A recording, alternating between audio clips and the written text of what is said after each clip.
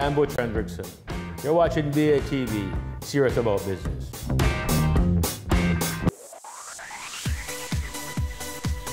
You're watching Business Access TV. Business Access TV.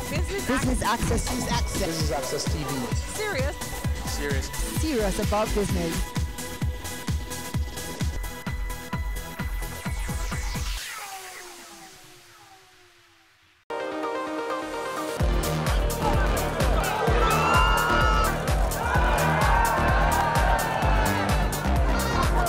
Welcome to Business Access Television's coverage of Roper Cup 2019.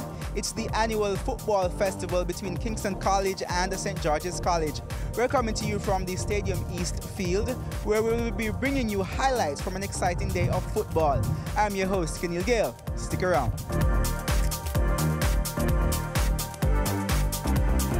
Joining me now to kick off our coverage is Dr. Patrick Dallas. He is the chair of the Roper Cup 2019 Organizing Committee. Dr. Dallas, thank you so much for joining us here on Business Access Television. How are you?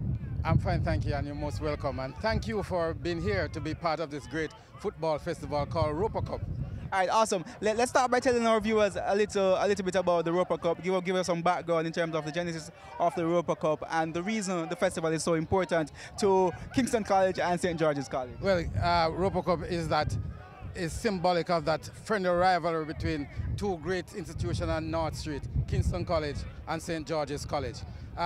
This Roper Cup competition goes back to 1964. It's named after Father Jack Roper, who was a Jesuit priest at St. George's, and our founder of Kingston College, that is Percival William Gibson. He actually is a old boy of St. George's College, and we have managed to keep that link between two institutions.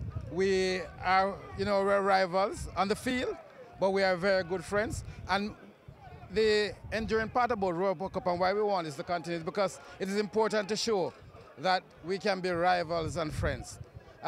So, as I said, it started in 1964, so this is really the 56th renewal of the Roper Cup. And this year, Kingston College hosting. We alternate host for the Roper Cup competition. One of the important things about this year too, one of the attractive things about this year too, is that the final match, which is usually the Manning Cup match, is really a replay of last year's Manning Cup final. Right. So we expect to get a lot of interest in this. We expect people to come out and see this as a dress rehearsal for the season that is coming up. For the season that's coming up, which should be a renewal of the intense rivalry. But talk to me, you said the Manning Cup match will be ending the proceedings this evening. Talk to me about the other divisions that happened today. Okay, we started with under 14, and Kingston College won that 4-1. We then had the under 16. The more things change, the more they remain the same. Kingston College won 4-1 again. Then we went into the under 35, and that was a 1-all draw. And the over 35 ended again in the 2-all draw. Well, it's interesting because the George Thompson Cup is decided on the aggregate score of the under 14 and under 16. And then the Roper Cup itself is decided on the under 35 and the Manning Cup scores, the aggregate scores. The Pancho Rankin Cup is the over 35, so that cup will be shared. This is very significant to Kingston College and St. George's College boys, whether present or old boys. Just tell me why do you think it is so significant to the past students, the present students? Yes, because this is two institutions that have great reputation in football in tradition, and always strong teams. So we always see this as a last match before the real season begins, where we can use this match. Both teams see this as the opportunity where they have a final match before the competition starts against another strong team. So it's very important because both teams can use this to gauge where they are in the competition.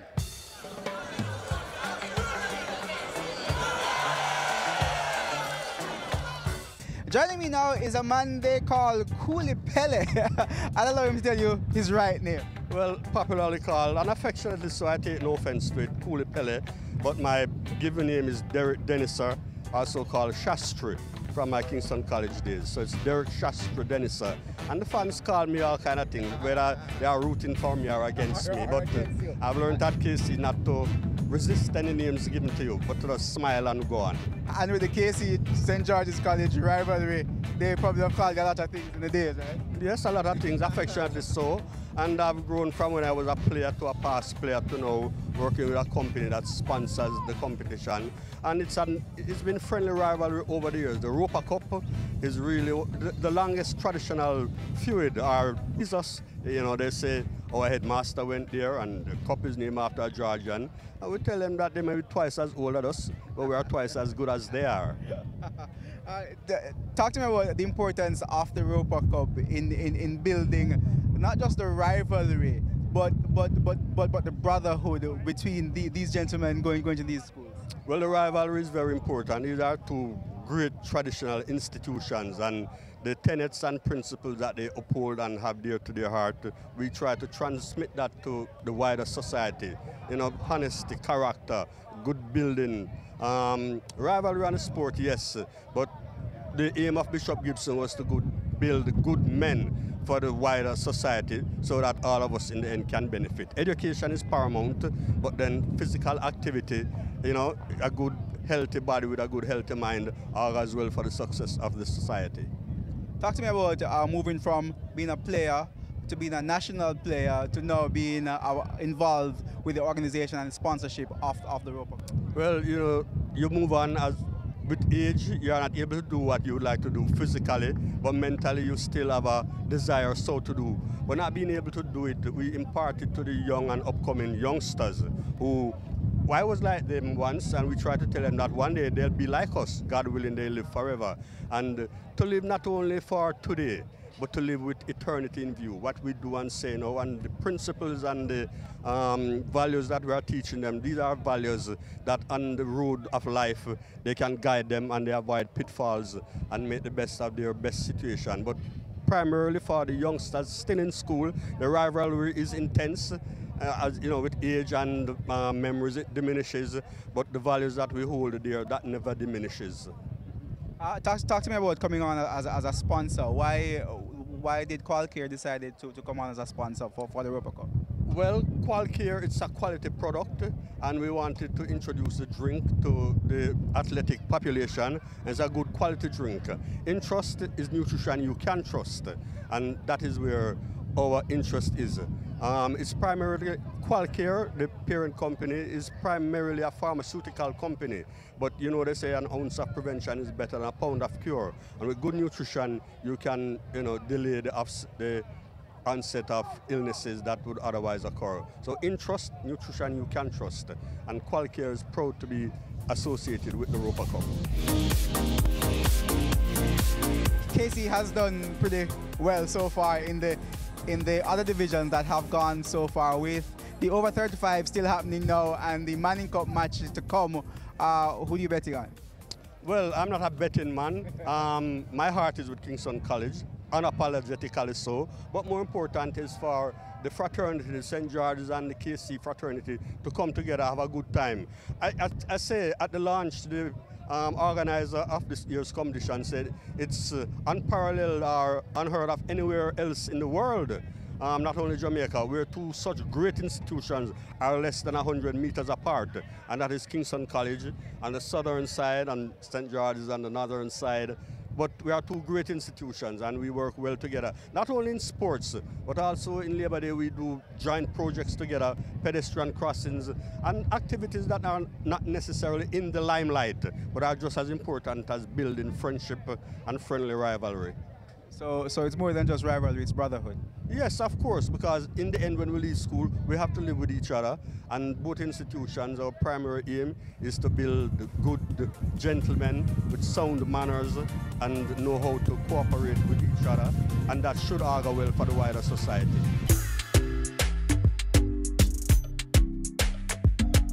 Joining me now to talk a little bit about his match is the MVP from the under-35 division of the competition, Sanjay Mathura. He plays for St. George's College. Sanjay, welcome to Business Access Television. How are you doing?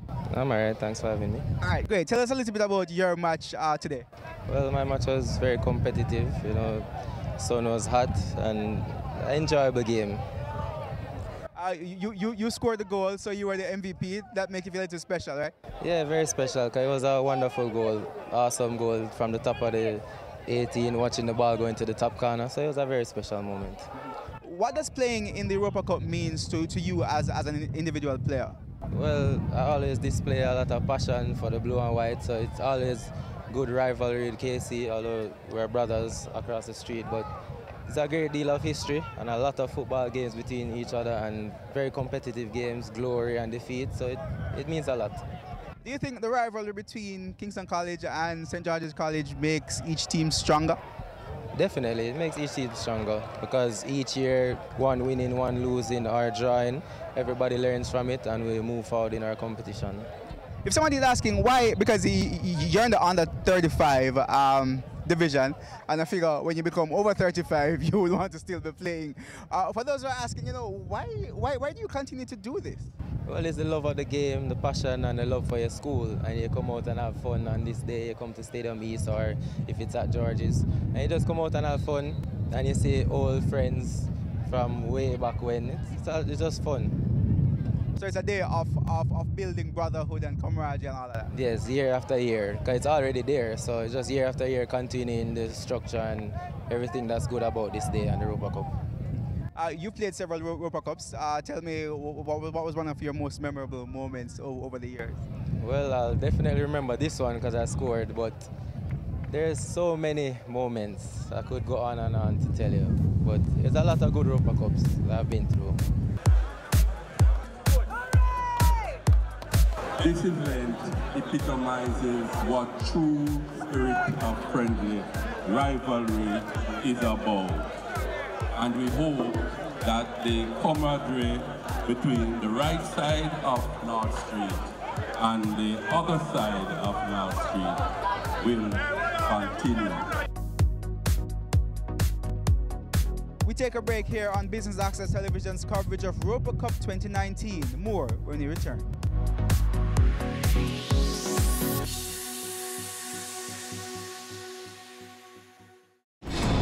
We are back with another exciting, innovative and inspiring season. It takes a lot of stick-to-itiveness, being consistent and persistent in whatever you're doing. That's the bottom line. Business exists to add value to people's lives. And if we're not doing that, might as well lock down the store and just call it a day. It's a season 3 of Creating Wealth, Mondays at 8 p.m. on Business Access TV.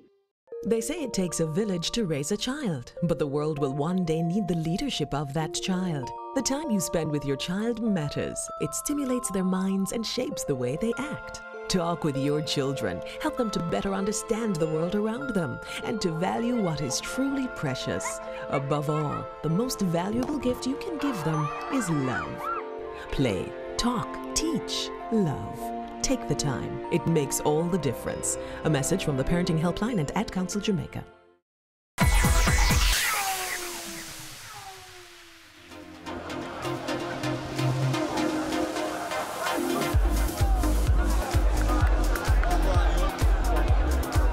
Welcome back to Business Access Television's coverage of Europa Cup 2019. We're in the final segment of our highlights package and the Manning Cup match is on the field. That's between Kingston College and St. George's College. Let's check out some highlights. Let's go, let's go, let's go!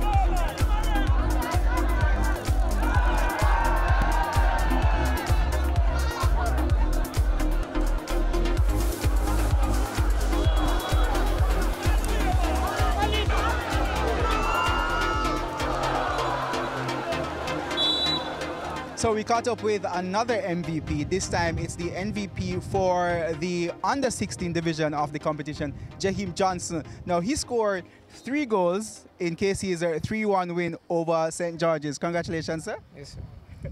All right, how was the match for you? It was very hard because I have a shoulder injury. I just stayed in the match and do what I coach said. Hold on, so that's shoulder injury, you scored 3 goals. So if you never have the shoulder injury, how much goal did you score? I don't really know. I just go there and did my best. What was it like beating St. George's? It was very challenging, and it just boosts my confidence to go in the competition and do my best.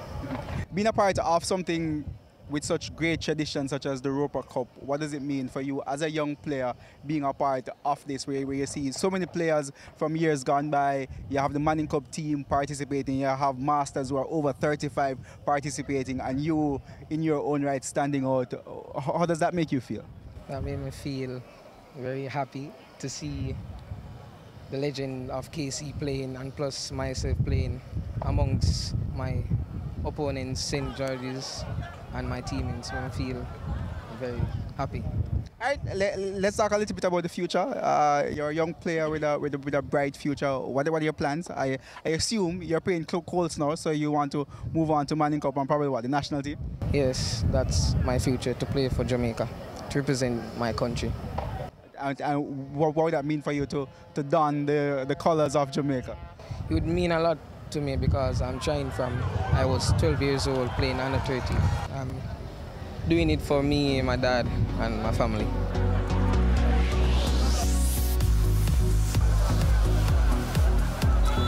Matthew Wilson now joins us. He's the MVP for the under-14 division of today's Europa Cup 2019. Matthew, thanks so much for joining us here on Business Access. How are you? I'm great. All right, tell us a little bit about your match. KC won 4-1. 4-1, yeah. Match is very great, kind of competitive most of the times, but I still pulled through great. All right, I take it your teammates were happy with the victory and being victorious over St. George's? Yes, we're very pleased with the victory and the performance. To tell me a little bit about your personal feelings, or how do you feel to be a part of the Europa Cup 2019? I feel very great be a part of Europa Cup because it's a nice competition to play. It's great. Last season, you're a part of Kingston College Pepsi team. Last season, you guys did pretty well. You're looking forward to the next season and doing better? Last year, I wasn't playing much game because I was injured. So this year, looking forward to do a great job.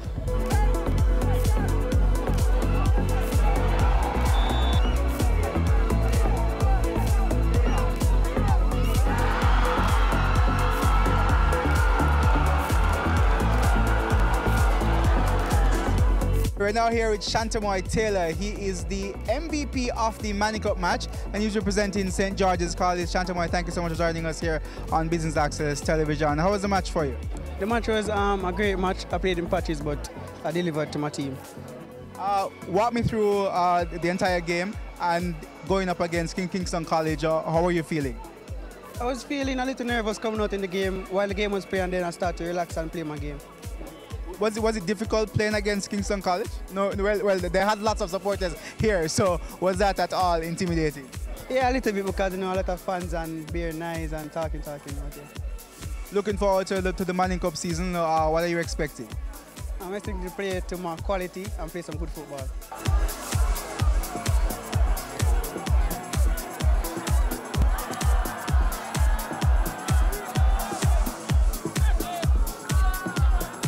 And that's how we wrap up our highlights package of Europa Cup 2019, the football festival between Kingston College and St. George's College from the Stadium East Field. I'm your host, Kenil Gale. We hope you enjoyed our coverage. Pleasant viewing.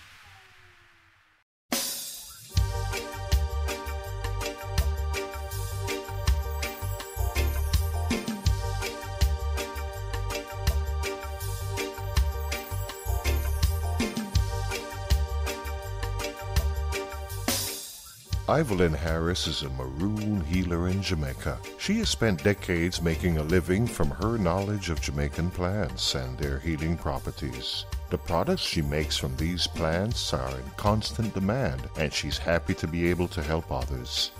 She is symbolic of many persons in the Caribbean whose traditional knowledge is a rich and often unacknowledged resource. You have to be curious to learn about herbs. This is dog's blood, and this one is good for infection or black tube. And this one is piaba, and the piaba is what good for women who's going through menopause. Will change as more Caribbean countries are getting on board with a Nagoya Protocol that will protect knowledge held by persons like Evelyn and will serve to preserve the natural resources she depends on. The Nagoya Protocol is an international agreement that focuses on the fair and equitable sharing of the benefits from the sustainable use of genetic resources. It is an agreement that researchers and prospective business developers that use the Caribbean's natural resources need to be aware of. The Caribbean region has an abundant variety of marine and terrestrial biodiversity, including a high number of endemic species of flora and fauna. This richness is combined with a mix of cultures and traditional knowledge. Also, it is clear that Caribbean countries recognize the importance of their unique genetic resources and associated traditional knowledge, and at the same time know that sharing the benefits of the utilization of these resources can be a way to protect the rich natural resources and bring prosperity to Caribbean people. The International Union for the Conservation of Nature, IUCN, in partnership with the United Nations Environmental Program, UNEP, and the Global Environment Facility, GEF, is working with regional governments, research institutions, and other partners in the Caribbean to support countries to promote the sustainable use of the region's resources. The needs are envisioned at 3 levels. One is at local levels, working with local communities and indigenous groups. The second level is the national, that have competencies according to the national law and the international legislation. And the third level is the regional level, working with CARICOM, for example, with OECS, other regional bodies like tourism organizations or other pertinent bodies that has responsibilities as well in the provision of the Nagoya Protocol. Regulations will also be established for prior informed consent to access resources and the negotiation of mutually agreed terms to maximize the benefits of the protocol.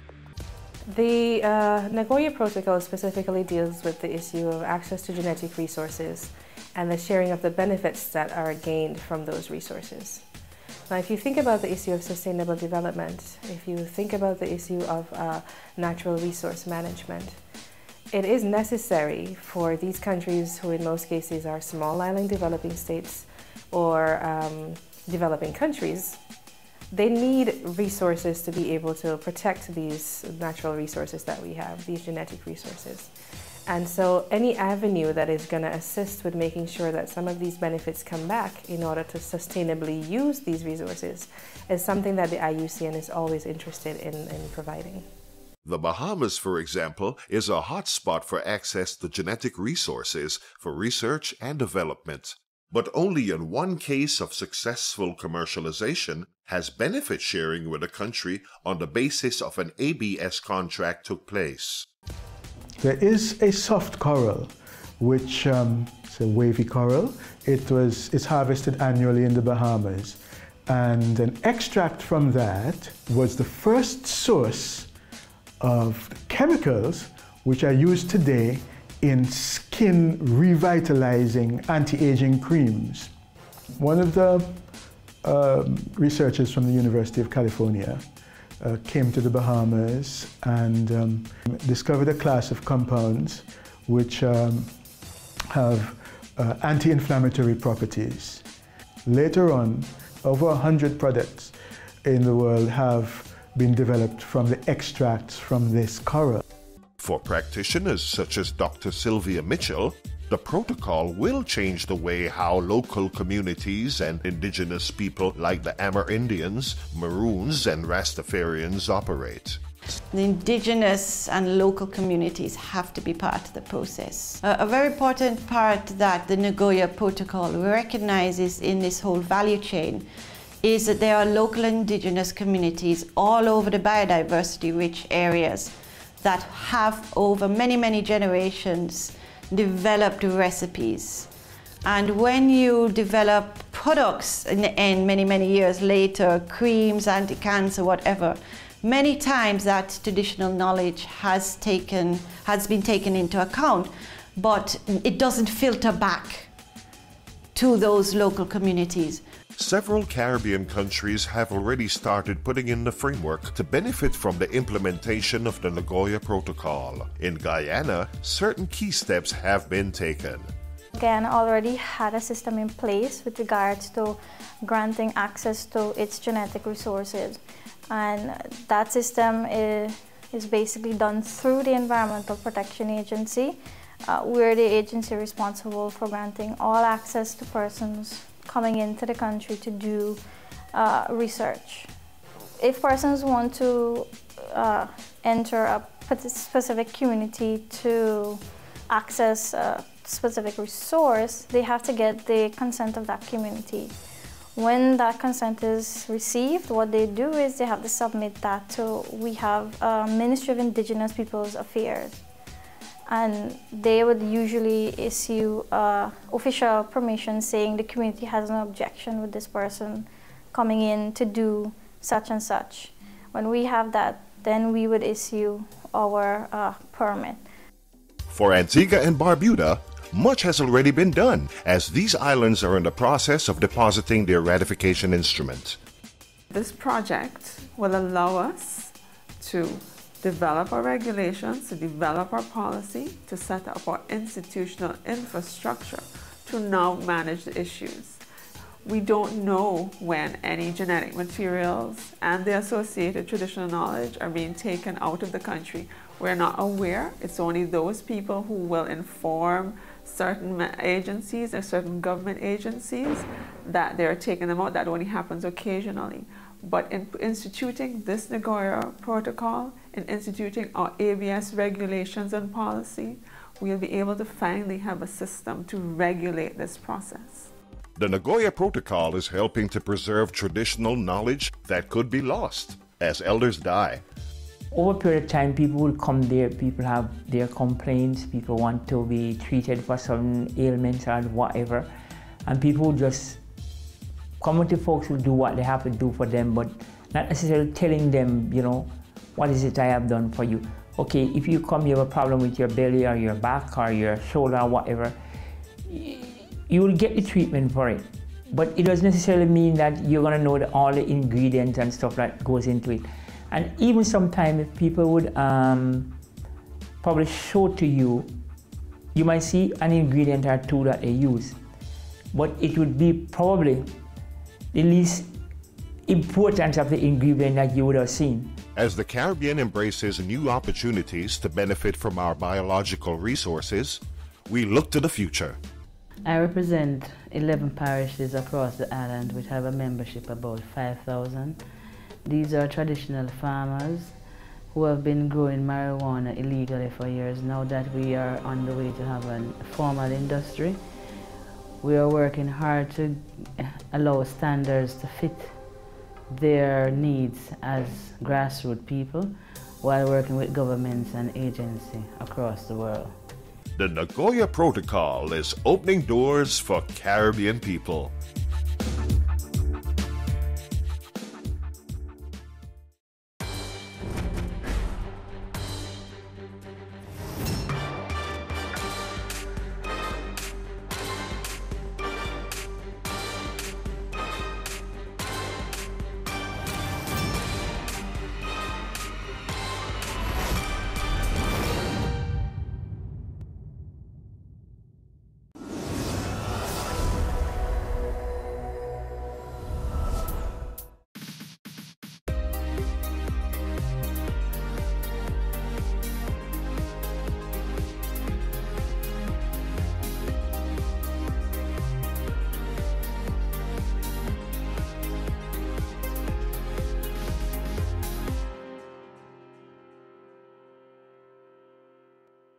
It's the day we join the rest of the world in highlighting the preservation of the delicate layer of gas shielding the Earth from the sun's harmful rays. Let's use World Ozone Day to not only reflect on the work that's been done for the past 32 years to reduce the use of ozone-depleting chemicals, but also recommit to work. Let's do it.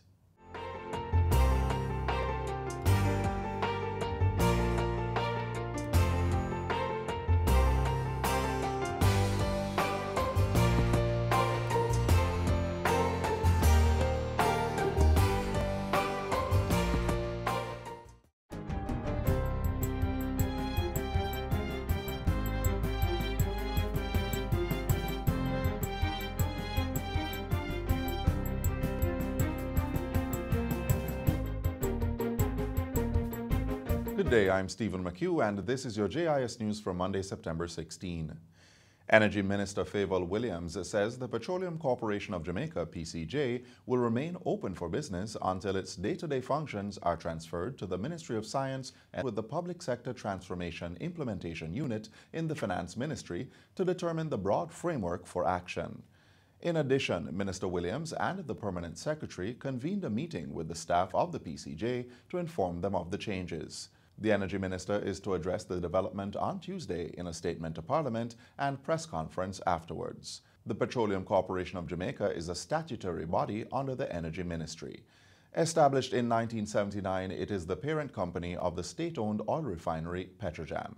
Jamaicans are being called to take a stand against anything that violates good living and all forms of criminal activity. This call to action is reinforced through a national anti-violence campaign dubbed Live Good, which was launched on Friday in Top Range, Mountain View. The campaign is geared towards strengthening social inclusion in crime fighting and violence prevention and reinforcing the social contract between citizens and the state.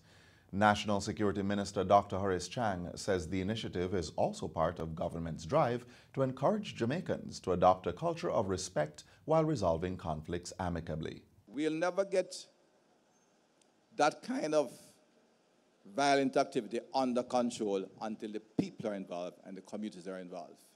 And we struggle to find how do we get that message, because while the police is required to enforce the law, the fact is if we are living good, they don't have nothing to enforce because there is no challenge out there. Dr. Chang says the public education campaign has been activated to take the message across the island. So far, under the Live Good initiative, digital boards have been mounted in the Maypen Town Square, Sam Sharp Square, Spanish Town, Halfway Tree, and the St. William Grant Park in downtown Kingston. Murals have also been painted in 4 communities, and advertisements have been produced for mainstream and social media. The Hagley Park Road Legacy Project is now approximately 80% complete. The disclosure was made by Communication and Customer Services Manager at the National Works Agency, Stephen Shaw, during a recent JIS interview. He says the drainage network is about 90% complete, with minor works to be done on the stormwater drains in the 3 miles area. We still have some drainage features that we need to tidy up. And once all of those things, which are precursor items to the final lift of asphalt, then we will move quickly to have the roads paved, the markings done, the cat size installed, all the permanent features in respect of the traffic signals installed and commissioned into service, so that the public can have the full benefit of the improvement works that we have undertaken here. The Hagley Park Road project is one of 5 legacy projects being undertaken by the government under the Major Infrastructure Development Program, MIDP. The National Water Commission, NWC, is reporting a slight increase in water levels at the Mona Reservoir and the Hermitage Dam due to recent rainfall across the island. NWC President Mark Barnett says the Mona Reservoir is now up to 31% from 26%, while the Hermitage Dam registered a 2% increase to move up to 44%. Mr. Barnett was speaking at a JIS think tank on Thursday. He says while the marginal increase is positive, it is not enough to significantly address the country's current water demand.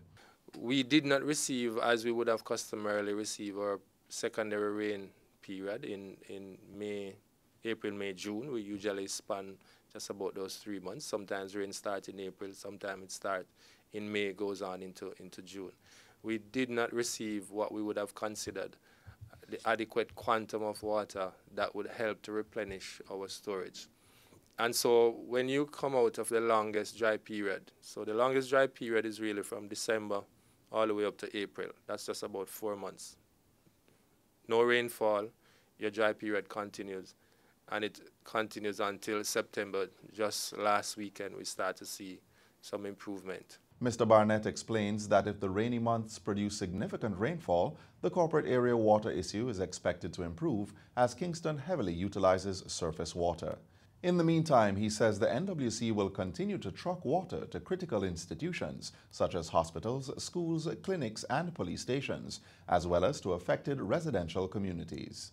Health and Wellness Minister Dr. Christopher Tufton says a robust maintenance system for equipment will be entrenched as part of public health reform.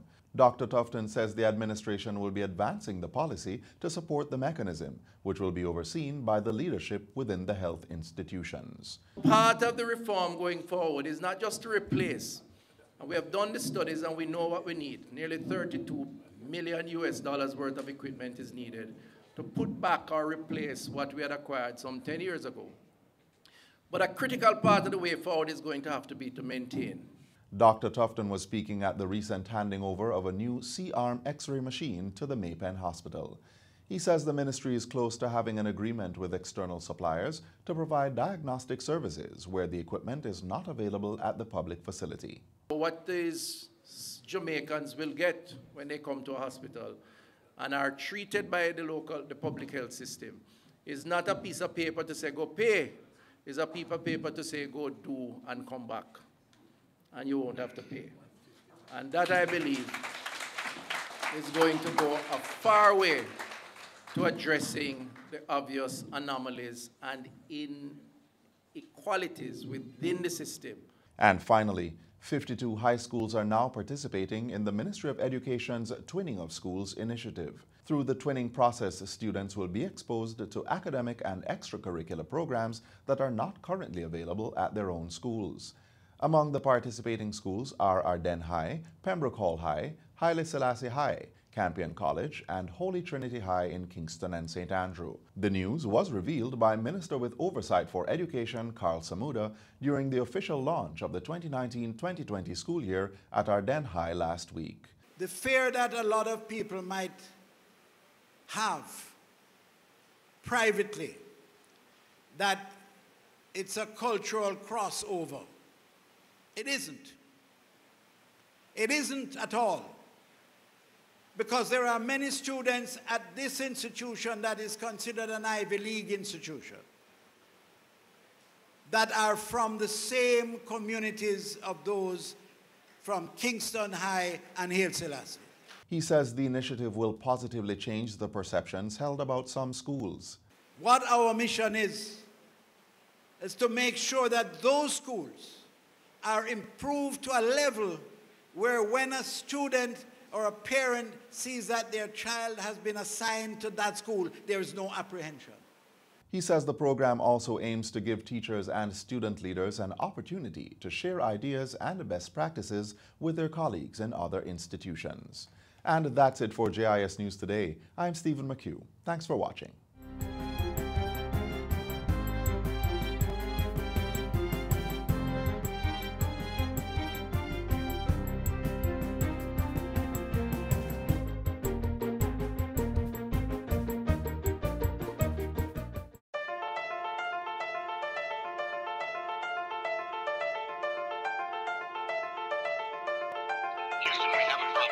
Jamaica's beauty is our duty.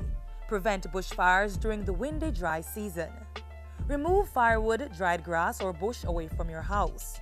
Never use fires to clear land. Never light a fire in an open area when it's windy. Ensure cigarette butts, matches, or other lighting materials are out before disposal. And use an ashtray. Don't throw cigarette butts out of your window. High winds and dry conditions can be a fiery combination. Lend a hand. Protect our land from fires.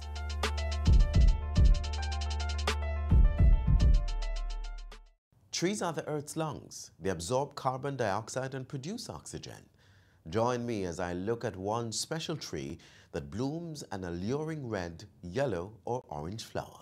During a stroll down any Jamaican road in the summer, prepare to be stunned by the natural beauty of one of the planet's most beautiful trees. Its flaming red, orange, or yellow flower sets it apart from the other flora around. When the wind caresses its umbrella-shaped crown, its pods make an enthralling sound. Oh yes, you've encountered the prismatic poinciana.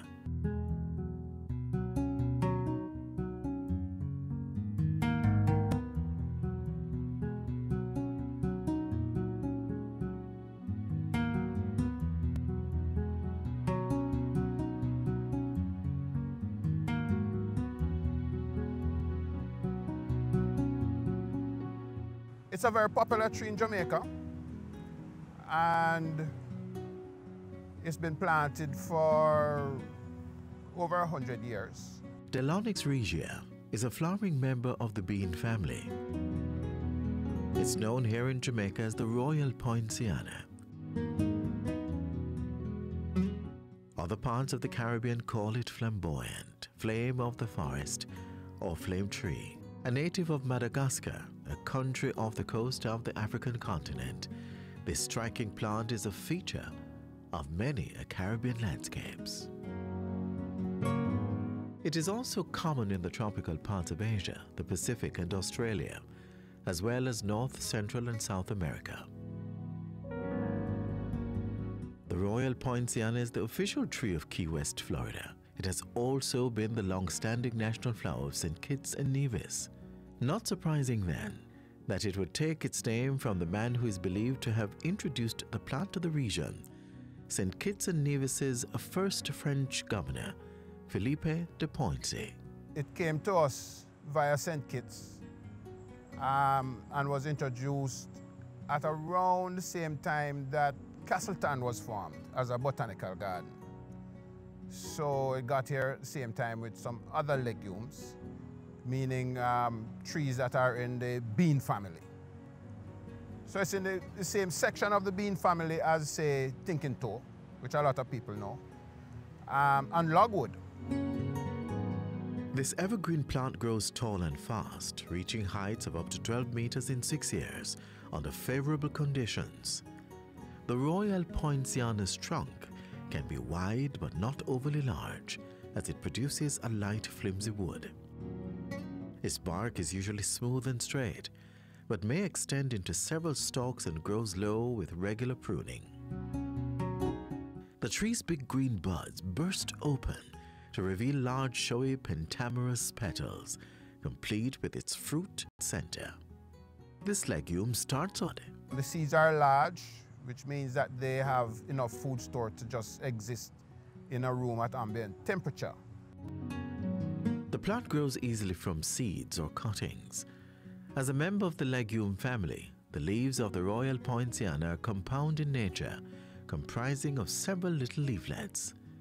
These fern-like leaves form a dense, unmistakable umbrella-like canopy, a well-needed respite from the hot summer sun. Because the flowers are so showy and conspicuous, lots of people like to plant it. Over the years, we have had it in many parks, and it has generally reproduced itself in any possible space that it finds suitable.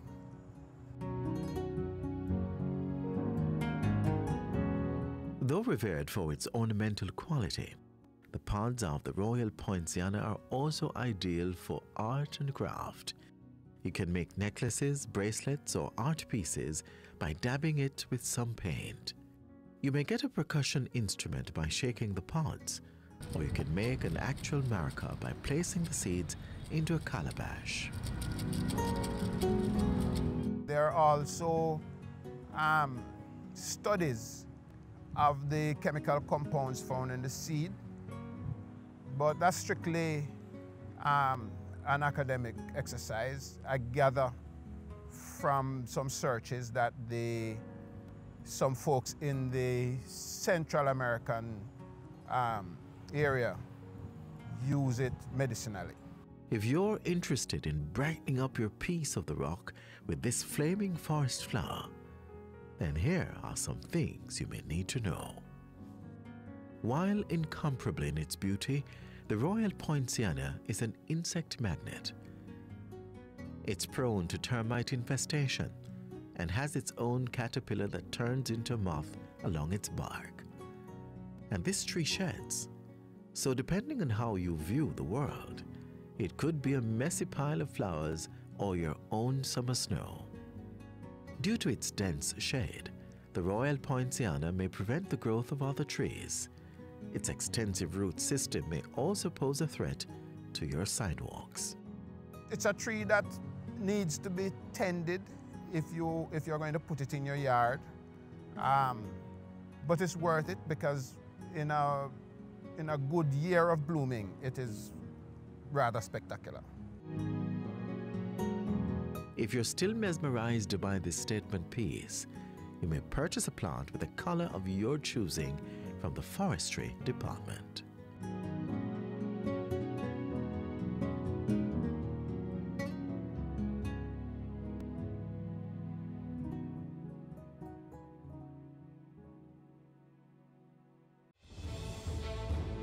Water is precious.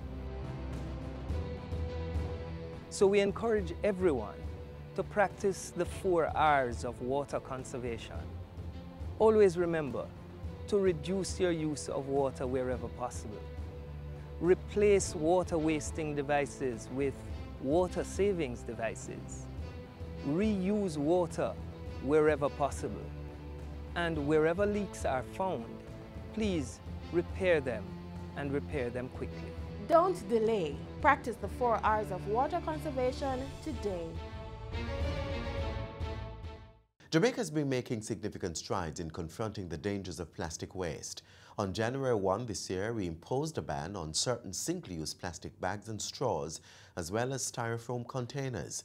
Take a look at why the move was necessary.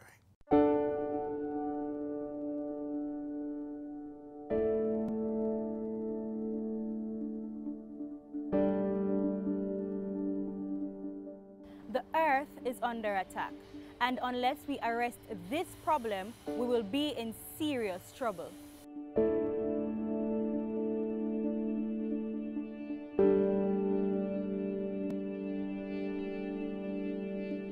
The rapid growth of plastics is threatening the survival of the planet, from littering our beaches and landscape to clogging our landfills and poisoning and injuring marine life. When the plastic makes its way out to sea, what tends to happen is it breaks up into little smaller pieces, but it doesn't disappear. It's still there in the marine environment. It's still there in the sea. The fish eat it, the marine animals eat it, and then it becomes a part of them. Plastic has become a part of our marine life. And then, of course, we as humans eat those fish, and then we have essentially ingested plastic. And there's all types of toxins and chemicals that are associated with plastic that you don't want in your body. Plastic causes serious problems in our environment. Every piece of plastic that was ever produced on this earth still exists in some way, shape, or form. So we really need to do our part in reducing the amount of plastic that we produce. You don't need a plastic bag or a plastic container every single time you go to the supermarket. In terms of reusing, a lot of the time we get takeout or even things like margarine and those types of products. They come in plastic packaging that can be reused. So you can reuse those containers for other purposes after you're finished with them, rather than throwing them away.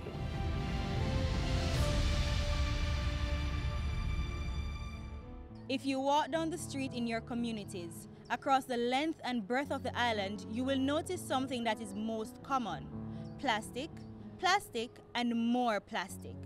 It is the most littered item in our country and the world, burying the planet and our livelihoods under waste. The problem is mostly due to the unbiodegradable nature of plastic. Simply put, it does not rot, which means we are creating everlasting rubbish in huge and unsustainable amounts. But the good news is, you, all of us can fix this growing problem. Here's how. The Jamaica Environment Trust, we have a recycling depot at our office at 123 Constant Spring Road, unit number 5.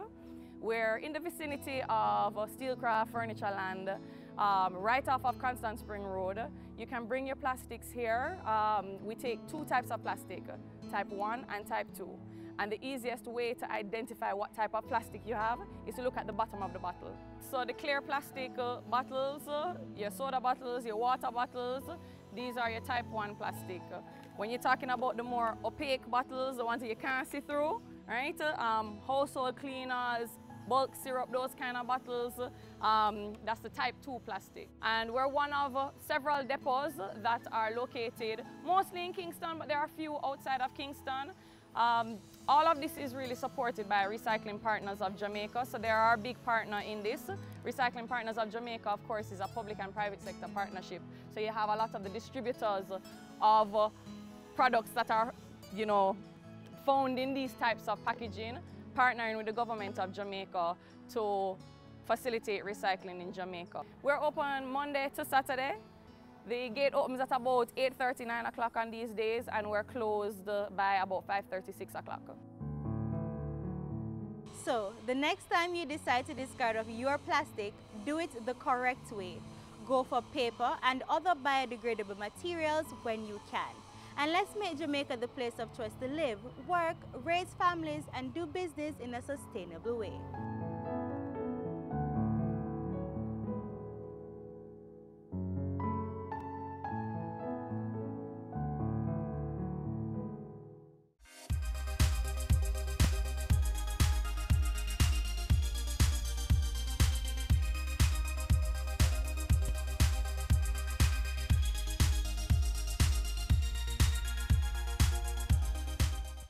Though we're in the 3rd week of September, it's still not too late to start school.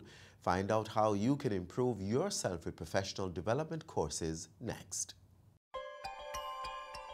Established in 1994 as the premier government training institution and later as an executive agency of the government, the Management Institute for National Development, MIND, stands tall as a crucial driver to the transformation and modernization of the public sector in Jamaica and the wider Caribbean. MIND is really the outgrowth of a combination of public sector entities. And the individuals who were very crucial in the formation of MIND and bringing the various entities together were Dr. Garnet Brown and Dr. Carlton Davis. MIND continues to add to national development by providing the Jamaican public sector with quality leadership development options, management training, supporting services, and outreach that sustain a culture of enterprise, efficiency, and responsiveness to the publics they serve. Training and development is really the heart of public sector transformation, and so we saw the need to bring a more coordinated and structured approach to how it is that we facilitated learning and development across our public service and how we would want to see that supporting public sector transformation now and in the years ahead. And so, working with key stakeholders across the public service, we created the public sector learning framework. As a country, we want to be dynamic, and being dynamic means that we are going to have to keep in step with all the changes around us, and we need our public sector to be constantly developed so that we can transform as a public sector to be responsive to the needs of our citizens and to a developing economy and towards developed country status as well. Registered with the University Council of Jamaica, UCJ, as a tertiary level institution, the programs and courses at MIND are offered at the certificate, diploma, Associate of Science degree, and postgraduate diploma levels. Yes, Over 50 individual offerings of programmed courses run throughout the year, utilizing the face-to-face and/or online delivery modality, in addition to those learning interventions that are facilitated in a customized format. Here at MIND, we use a competency-based education and training philosophy. What that simply means is that our participants, having completed a program here at MIND, they're able to go back to their organizations immediately to transfer that learning. We have 3 product lines: scheduled programs, where we deliver over 50 programs and courses on an annual basis, and that is presented to the public through a schedule of learning products, and so they'll look to see what are the product offerings and they can access those programs and courses. However, you have some of our clients who want something done specific to them, so we design, develop, and deliver those programs under a customized brand. We also have our consultancy arm of the business, and with that we respond to terms of references that will be advertised by our public sector stakeholders in the newspaper or on the online portal, or some of them will contract us directly. MIND is pleased to introduce its newest product line, MindReach, which is aimed at empowering unreached and underserved stakeholders. Through this medium, MIND is able to connect with its local communities through various developmental and transformational projects. The institution's partners include Caribbean Leadership Project CLP, Center for Creative Leadership CCL, National College for Educational Leadership NCEL, Cave Hill School of Business and Management, Jamaica Civil Service Association JCSA, Strategic Human Resource Management Division in the Ministry of Finance and Public Service SHRMD, and ministries, departments, and agencies of government. The time that I spent at MIND and the subjects that I was exposed to, I mean, they have tremendously helped me in carrying out my work. I am considered a good leader in the JSF, or an outstanding leader, and it is as a result of my exposure to this training at MIND.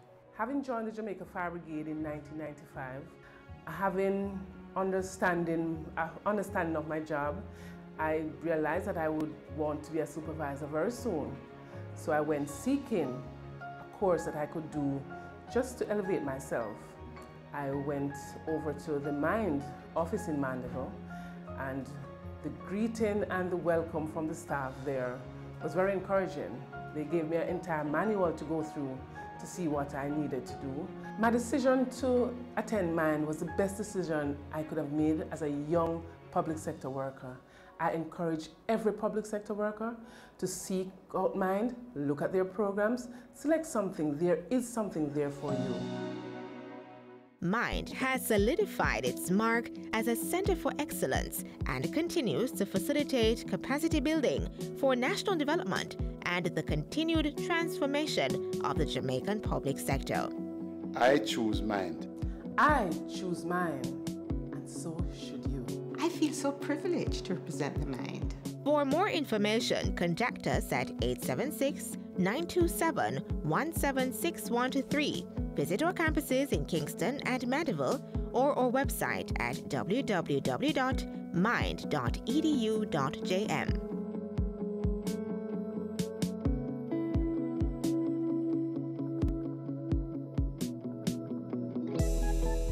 And that's where we leave you on today's Jamaica Magazine. Do join us again tomorrow around about the same time on the station. We maintain an active online presence, so connect with us on jis.gov.jm, Facebook, Instagram, Twitter, and our YouTube channel. You can also download our mobile app that's Android and iOS compatible. Until next time, I'm Adrian Atkinson. Do take care.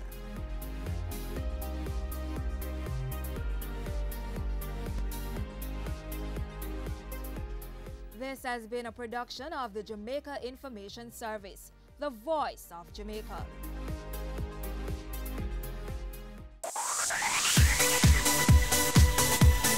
You're watching Business Access TV. Business Access. Business Access. Business Access. Business Access. You are watching Business Access TV. Business Access TV. Serious about business. Serious about business.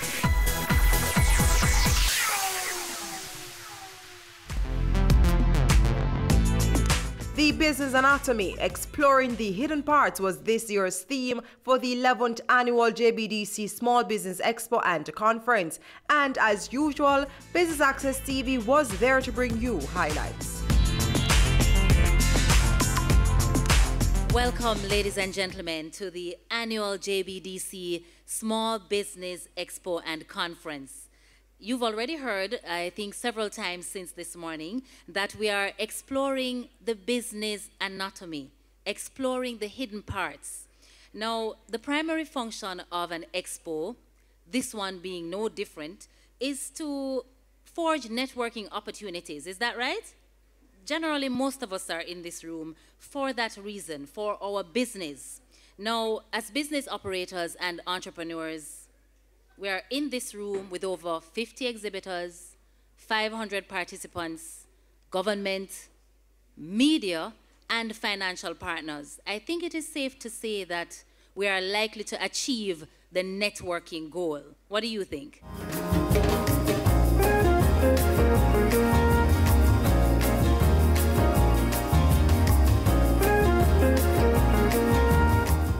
We want to welcome you 100% this morning to share with you. And I must tell you from the offset that we are very pleased that our minister, this is his second time around in less than 24 hours, Harry. Yes. A big thing that, you know. Hello. Not only is he new, but most ministers don't have that kind of time, even if they want to. But our minister has found the time. And for us, that's a very huge message that he has the MSME sector at his heart, and he's trying very hard behind the scenes to do a lot of things which will be manifested very soon. When you join JBDC, by the way, once you are appointed as permanent staff, we do inject a little madness. So if you see us looking over the top, we put it in the water every morning. If you see us overexcited and so, some of it is because that is working, but also because, as Harry says, at 2 o'clock, we had a team engaged from the organization to make sure that this morning we look as beautiful and organized as we are looking. And I want to publicly thank them on behalf of Harry, myself, and the board for their continued commitment and support to us as we carry out the mandate that we have received from the government of Jamaica.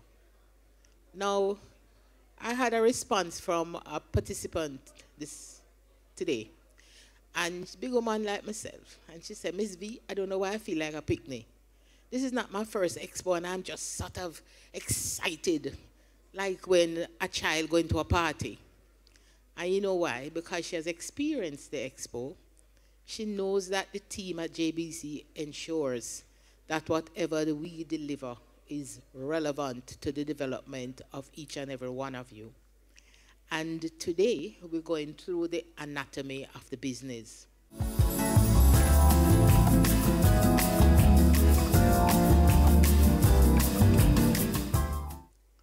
I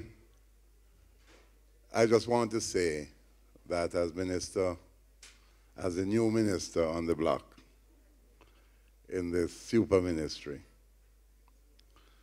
I just want to say, first of all, how inspired I'm feeling by what I've seen over the past few weeks and what I'm participating in today. We had the Expo 2018, and we had the New Village, in which there was a showcasing of so many green shoots. And the emphasis is not on green, don't worry about it. But let's call it new shoots then. But the spirit of initiative and enterprise is alive and well. And I really feel inspired by that.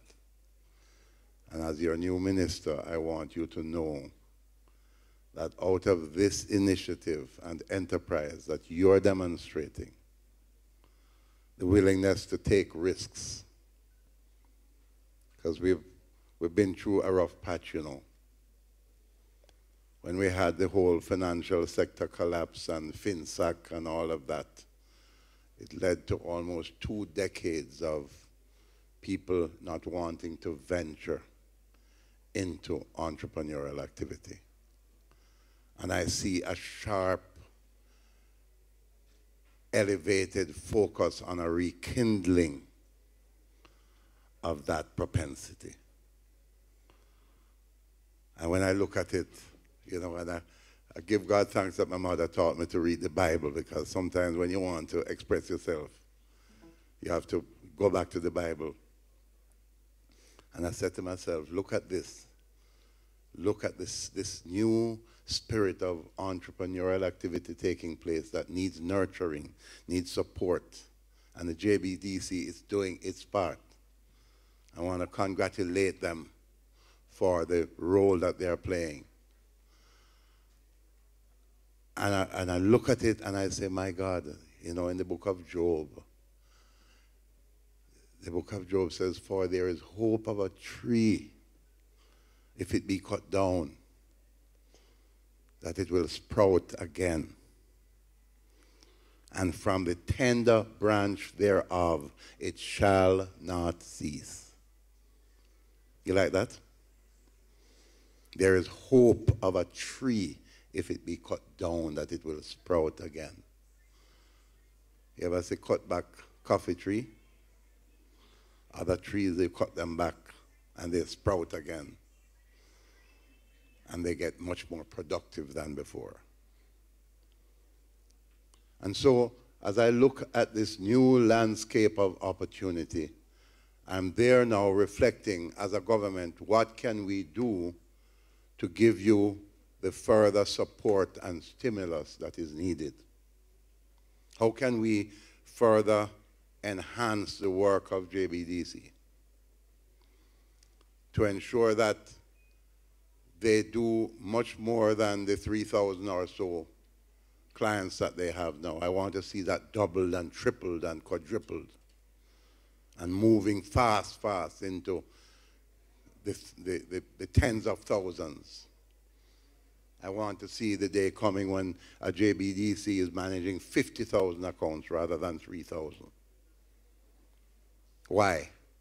Because if you look at Taxpayer of Jamaica records, yes, the synergy with having known finance, it has its place now, because I've moved from macroeconomic stabilization. Now it's time for microeconomic mobilization. And if you look at the numbers, TAJ tells us there are over 400,000 entrepreneurs in Jamaica. Small businesses, over 400,000 of them registered. And there are a number that are not registered because they are known as being part of the informal economy.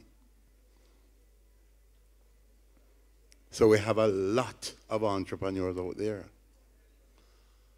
And one of the first challenges that we face is that in order for us to maximize the support that we need to give to you, we also need your concurrence and agreement to get formal if you're not formal.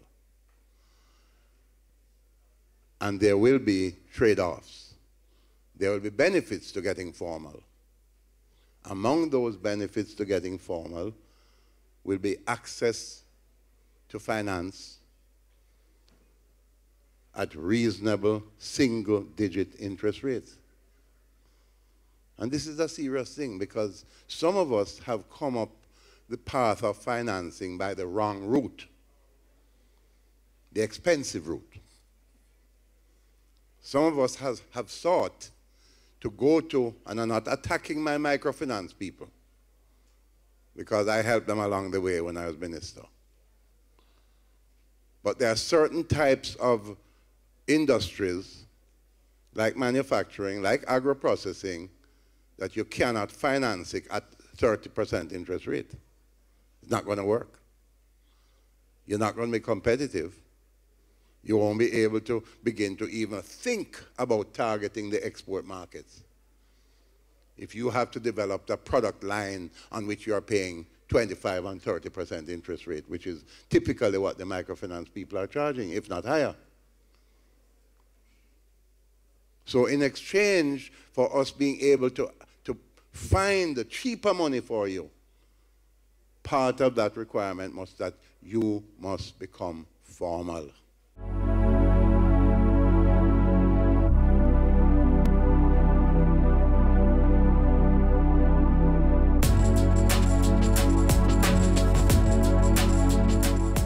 About the entrepreneurial way of thinking is that it predisposes you to action. It's about the mind, but it predisposes you to doing something. So if you're learning and you're not doing, it means you're not entrepreneurial. Not right now anyway. But the fact is that success in business is directly correlated. Them going in the same direction. If you have a high entrepreneurial mindset, the possibility of, the likelihood of success is high. They are correlated. If you have the entrepreneurial mindset, the likelihood of you being extremely successful in business is extremely high. So what must you do? One bright, anybody talk to me. If you know that the chances of your being successful is hinged on your developing the entrepreneurial mindset, what must you do? Absolutely, go after it. Go after it like what? Gold. Like is absolute gold, because that is the key to creating the change that we're looking for. Remember now, Jamaicans, we like to use the word jinal, don't? In jinal. Jinal is really just a patois word for creative, you know? You know? You know? Jinal is a patois word for creative. Jamaicans are some of the most creative people. That's why we have so much scammers. Because these are creative people who have not been taught how to harness that creativity and bring it above board. So the onus is on us to hone the natural creativity that lies within this nation. I was in Curacao recently and I heard them talking about Curacao. It's so creative, and I'm saying, no. I've never heard about anything that the world has logged on to from Curacao. Creativity resides in Jamaica, no sir?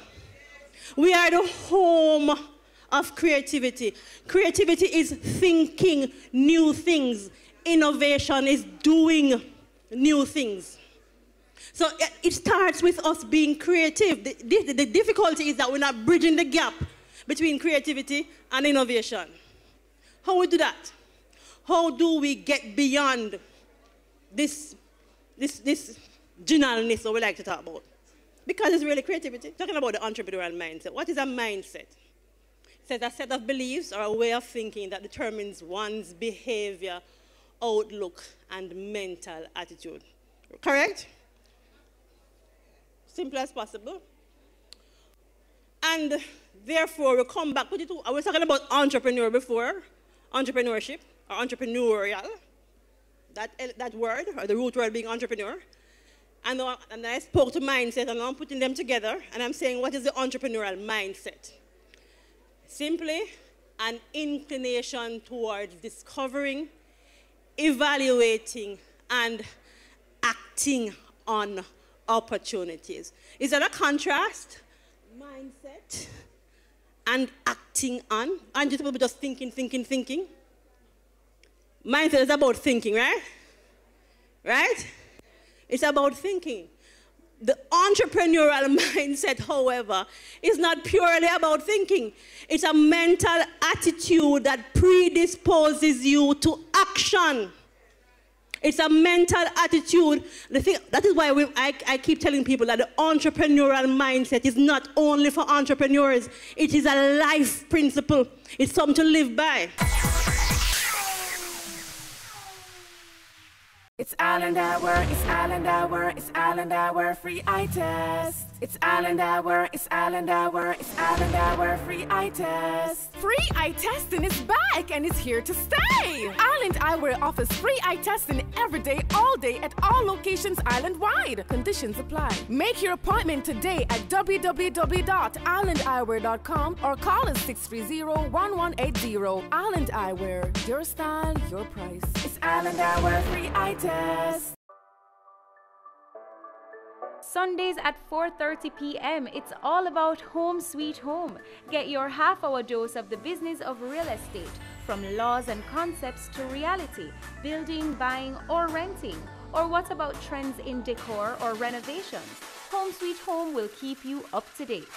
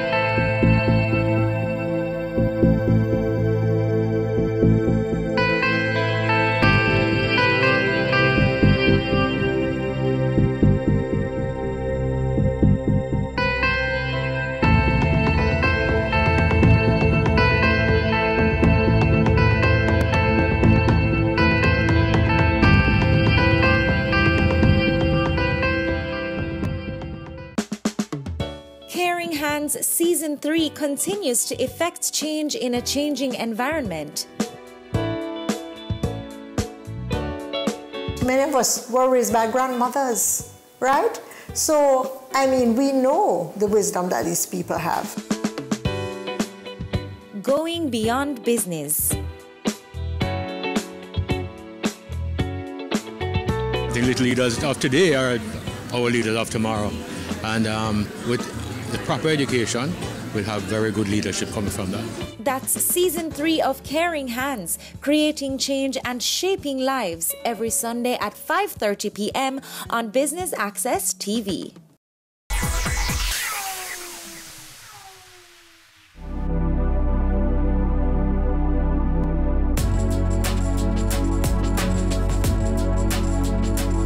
Why corporate governance? Small companies can turn into large companies.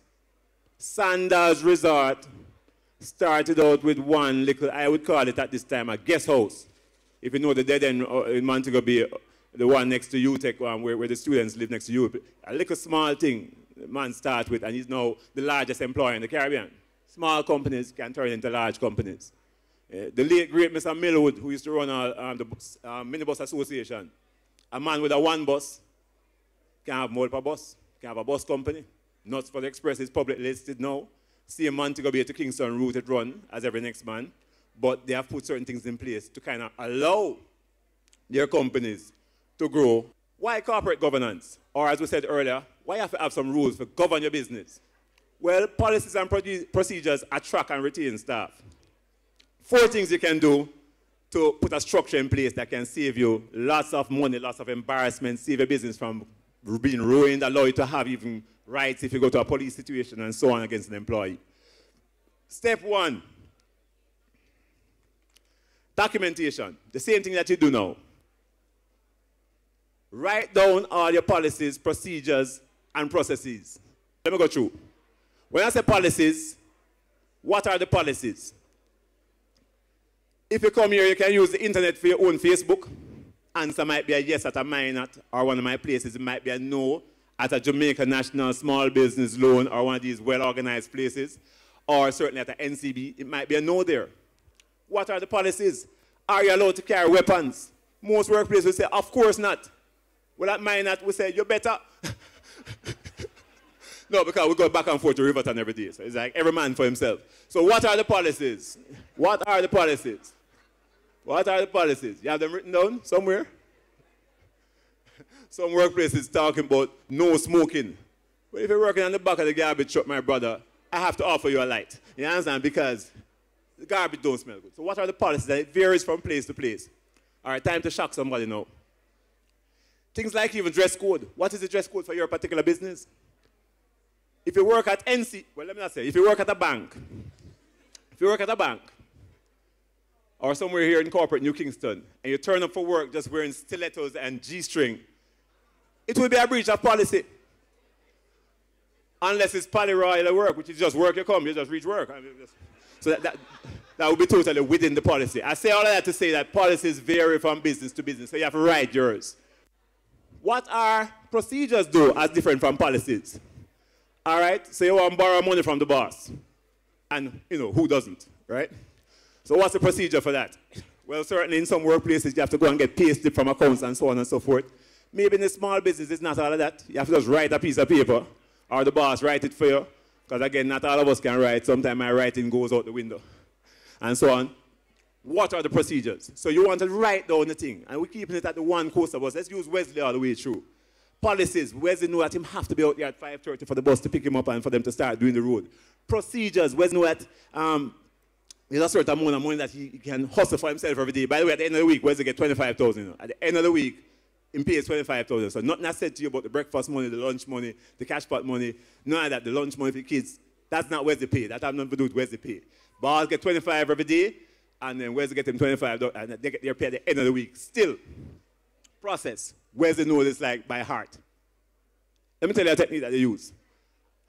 I know JUTC is not here because they're not entrepreneurs. So let me tell you how you do road now. So whenever the JUTC book park at Captain, in the legitimate place across from Captain, Wesley takes his coaster up to about McMaster, Charles Street, and they start loading there while watching the JUTC bus. In the moment when that bus moves, Wesley starts scraping the road all the way up to the crossroads ahead of the bus, cleaning up every bus stop ahead of the bus, and then repeat the process at crossroads, waiting for them at crossroads now, and then do road again and scrape them go half a tree. It's like a game for him. I mean, he's very good. He has taught it to me, and I think, wow. It wasn't for the fear of getting stabbed by some random guy. I think I could do it, right? But it's a whole thing. Where's they know the process to get that 25,000 off the road?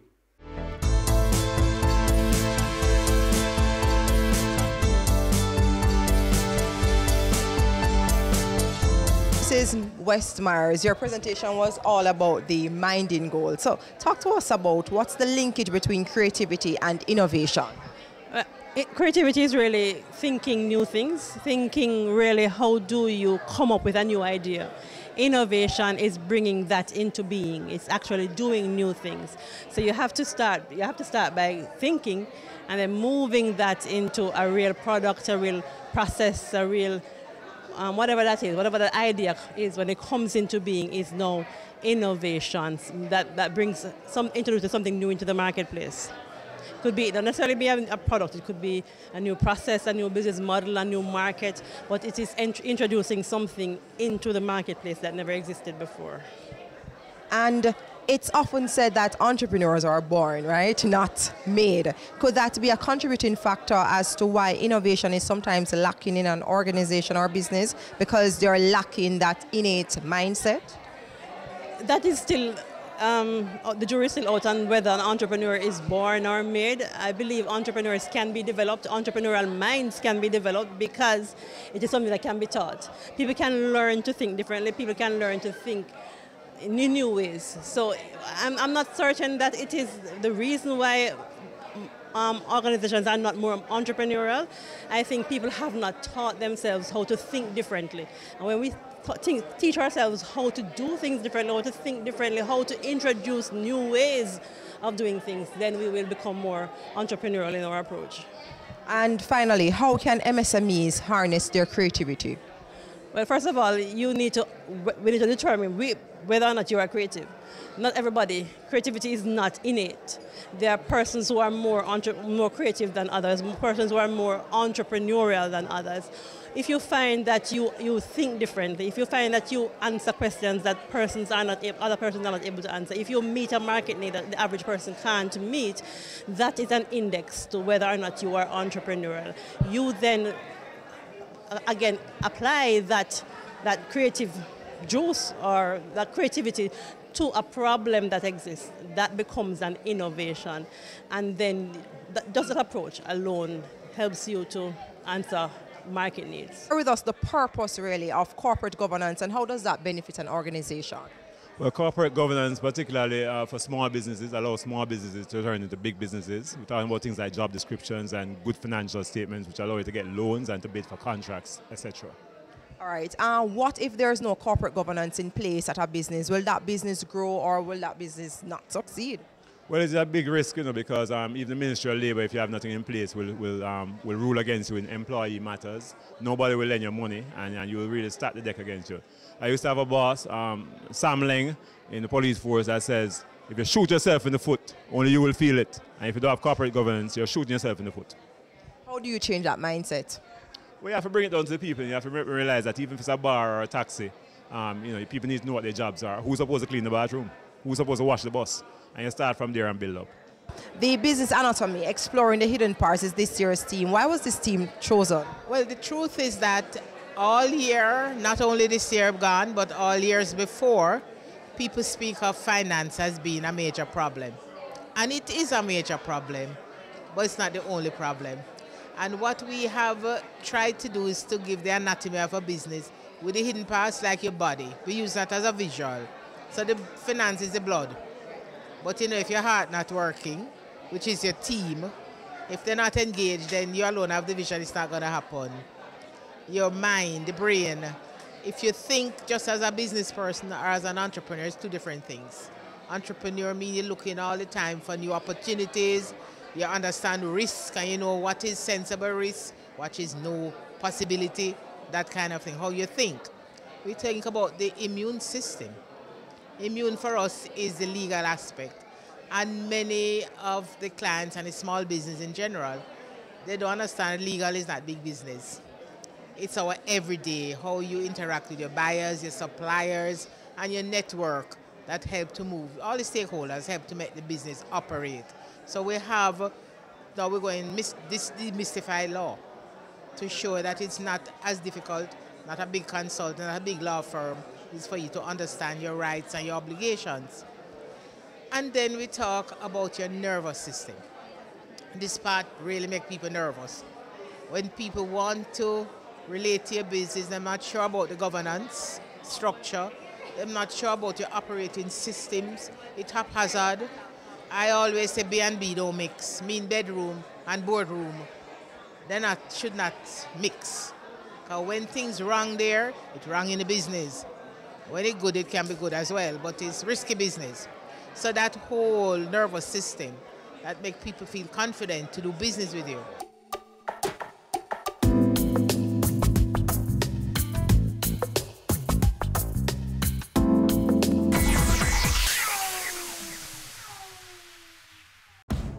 I'm 36. I'm a husband, a manager, and still very good looking. In 2 hours, I have the most important meeting of my life. But first, it's time to play.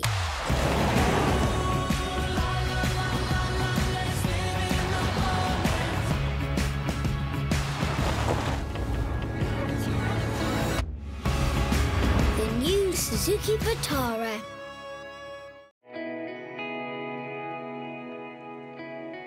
Every day you wake up, you have another opportunity to make this little island better, safer, a place where we all can be proud to call home. It's time we all recognize that every little thing we do has an impact on the Jamaica we live in now and the country we're leaving for our children. So promise me this, promise yourself this: no more will we tolerate criminals, even if it's our relatives. Tell them they're doing something wrong. Tell them to stop. Tell them no more robbing our children of the Jamaica they deserve. Tell them no more crime.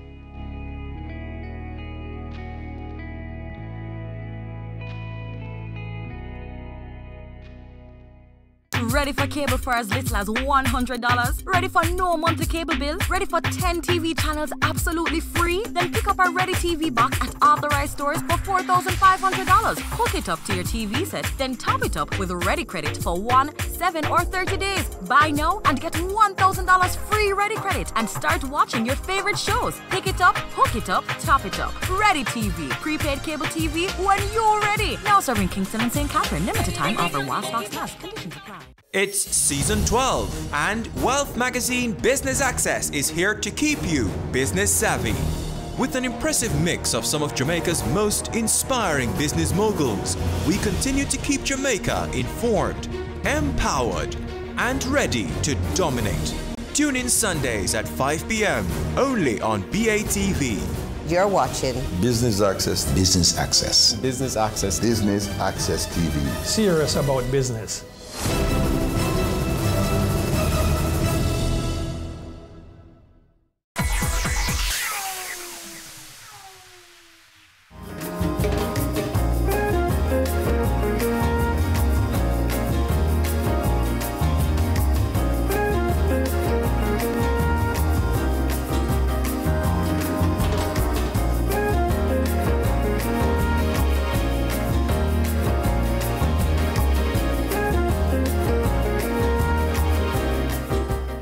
That you build the satisfaction. Now, enough of you are sell things and not sell the wrong thing. Like somebody tell me earlier, I'm not call a name. She said to me, Mr. Crawford, I sell natural juice. No, you don't sell natural juice. You sell an option for health. Because I don't really want a natural juice. Tell the truth, enough time, things were good for your taste so bad that nobody wanted it. But because I don't want that, I will buy it. So therefore, what you're selling to me is long life. In this way. So you really not sell me natural juice. Some people say me I sell craft. You really sell a gift to my friend. I don't really need no craft. I need something to give my friend. If I could buy a car, I would buy it. It's just that I can't afford no car, so this is an option for my friend. So you have to understand, therefore, that the foundation of what you're doing is a need. Now, if I want to start with that, what is the need? A need is a state of felt deprivation. Not a state of existing deprivation, you know. Because some of us deprive and don't know. If you look in your finger right now, you see some white mark. It means that you're short of calcium. Now, enough how to start looking on the finger. Anybody who see the white mark automatically now start to feel deprived. He was deprived, you know, but him never feel deprived. Now that him look and see the white mark now, he must say, we sell milk. Him want milk now because he feel deprived of calcium. Are you understanding what I'm saying? No, there's some people who are not deprived, but feel deprived. I mean, sometimes when I feel sad, and there are times where I do feel sad, people really believe that I'm always happy and I always want to take a photograph, including when I'm at the doctor. Say, there the doctor, you're dead, and somebody said, Mr. Crawford, can take a picture like, okay, let's do this, because, you know, every day is a sale day, you know what I mean? But at the end of the day, you have to realize this, that sometimes you're home, sometimes you're in a company and feel lonely. You're not deprived, but you feel deprived. Care for people, them belly full, but them feel hungry. He's not deprived, but him feel deprived. So one of the things in marketing, one of the things in business is to establish a feeling of deprivation. So when you see me now, Mr. Crawford, your lip them look dry, man. You want some beetroot. If you drink beetroot, it's good for dehydration. That now make me start with the beetroot because I don't want to dry lip. Me feel deprived. When I go to a place and I say, how much egg you use? You 100 case? You have it, that's all the shell. Where you go put the shell? No, man, I just think of the place. Him start to say, you're nothing. No, man, I just think of the place. Kind of shell, no rubbish. I mean, I deal with it. Him feel deprived. If you not create a feeling of deprivation, then there can be no sale because that is the foundation of purchases. A state of felt deprivation. There's a man who say he used to walk and knock on door and sell door.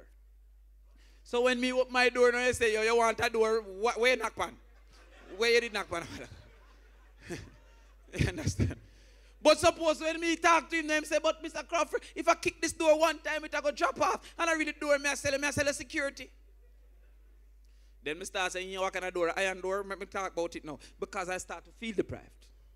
So a need is a state of felt deprivation. Now, once you establish your product, what is the need that your product can satisfy? Enough people suffer from what you call a myopia, marketing myopia. The perception that a man wants a product. So, like when we have put up our curtain now, because I know Jamaica people every Christmas you have to change a curtain. That's what the thing said. So you have to change a curtain now. And you say, yo, me not have the hole, I want to put in the curtain. Me not have the hole. Me have to go down to hardware and lumber. Them sponsor the thing, because we not get them, if they not sponsor the thing, not get no props. No? All right. You go on next place. So you go down at this place now. And you say, yo, I want a drill. And the man say, okay, I have this drill, hands-free. No, I don't know if I can work hands-free, but it's hands-free. No noise, no dust. Dust consume, it just suck in the dirt and everything. And infrared. Sound like a great drill. But then him come to you and say, yeah, but after 10 million. You just want to put up 2 curtains. You go back here, you have to get a stone, 2 nail, knock in the curtain. If the wall chip out, you close the curtain and cover it. We'll go there again. So clearly you never want a drill. You want a hole to put up a curtain. So if me was a carpenter, maybe I'd buy this drill. Because it make my work easier over the next 50 years. If you only selling a drill, then a man cutting me eye because you suffer from a myopia. You think you're a product. Now, all of us think our product is the greatest product, you know. And not understand what is the deprivation, what is the need that this person has. So your presentation was about building organizational muscle. Talk to us about that. Just summarize it for us. Yeah, well, not only the muscle, but what are the hidden parts? You know, sometimes we're building up the arms and the legs, but we're not looking at the core and some other parts that people usually ignore.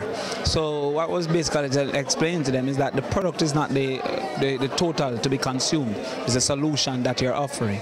So basically, you're going to offer a solution that will create a long-term client that is totally satisfied. And once you focus on that, then you're likely to be a good business person. And a business person is not a person that sell book or sell pen or sell whatever. If one product isn't working, a business product seek profit by offering value, and you can go into other things. So a lot of time we tie ourselves to one business and not realize that if that one is going in the south, there are others opportunity going north. So you can seek those opportunities. Also, Jamaica is considered to be one of the most entrepreneurial nations in the world, right? But it's not reflected in our economy. What systems do you think that entrepreneurs can put in place to improve productivity, efficiency, and profitability? Well, what Jamaica have a problem with is that we don't know who we are and what it means. You see, as I explained inside, a lot of persons who are now entrepreneurs were once wage seekers. So people who were once wage seekers are now profit seekers, but we don't have that culture of a profit seeker because we never grew up into it. So my child will benefit from me being a profit seeker, but I didn't benefit from my father. He was a wage seeker. So some of the natural tendencies I didn't grow up with. So things like the business, small business, they now train you into those things that you didn't have. So the more we accept that it is now a spirit or a necessity, and therefore the skills were not natural to us. You know, just like, for example, running a stadium is natural to us because our athletes went to boys champs and girls champs throughout them life, and them cousin and everything can tell them what it is. It is not natural to those who were originally wage seekers, and the family set up and your circles and your everything was a wage seeker, and so you know approaching seeking profit as if you're seeking wages, and so we now see the turnover. But if we can train these people who were wage seekers into some of the skills and the competence and the mindsets of profit seekers, you will see where them energies skyrocket, in my opinion. What are the implications to ignoring legal obligations in our workplace? Well, let me start out. The law is, everything is the law, and the law is everything, literally. And while it is that the law does not require that you necessarily have a clearly defined legal system in place, the law also tells you that ignorance of the law is no excuse. So it is important for persons to be aware of what the law is, and certainly if you're running a business, you need to understand the particular legal requirements, both as a matter of statute and as a matter of common law that govern your business. In that context, most persons, even if you can easily pick up a statute and read it, you may not necessarily understand how to apply them, how to interpret them, and how it is, more importantly, that the courts have looked at them through the cases. And so for that reason, it is important very often to try to get a an attorney in place who can help you and give you proper guidance as to what the law is, how it applies, and how it is to be dealt with in relation to whatever you're doing.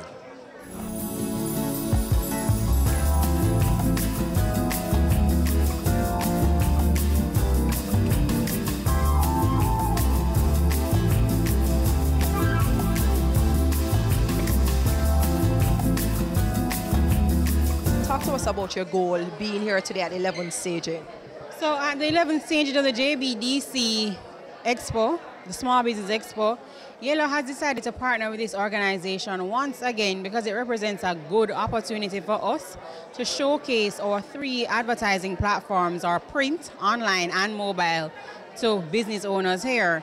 You have quite a few businesses that have been successful at doing their own advertising the way that they have been doing it, so they're feeling comfortable, feeling confident in some of the goals that they themselves have been able to achieve with utilizing things like Instagram, Facebook, or just doing their own referrals. However, we want to help them understand that there are a few more things that you need to put in place in order to cement your place in the minds of potential buyers. And being on a platform or utilizing a platform which has over 1 million subscribers every single day, when they're ready to make a purchase decision, that they're going to consult with this particular platform, be it our print or mobile app or our website, it makes sense because you don't want to miss out on any potential opportunities for growth, for growing your business. In addition to that, we've been given the opportunity as well at this year's Expo to speak to the business owners. Right now, Adrian, our digital sales representative, is talking to them about the benefits of digital marketing. Of course, you know, that is our core, part of our core business. We have our print directory, but of course, we do offer digital marketing services as well, web design, social media management, we do search engine optimization, SEM, all of those things to help businesses expand their reach. And we're trying to demystify the whole digital marketing space for business owners. People get a little intimidated when they hear digital marketing and they feel like, oh my God, this is a hefty price tag. This is a massive amount to pay. I'm a small business. I'm barely managing my operations, you know. Is this something that I can afford? And the answer we always tell persons is talk to us. Let us know what you are trying to achieve so we can understand your goals and show you how our solutions can help you achieve those goals without breaking the bank. Tell us a little bit about what CNW Business offers and who's your audience really? CNW Business offer ICT technologies, and we deal with small, medium enterprise customer. We deal with large customers, hospitality, BPO, and we deal with regional customers as well. But primarily, today at this function, our focus is SME and SOHO customers, right? So with our SME customers, we want our SME customers to know more about the different technologies that we're using to enable their business, right? We know that efficiency is a standard problem for a lot of business, right?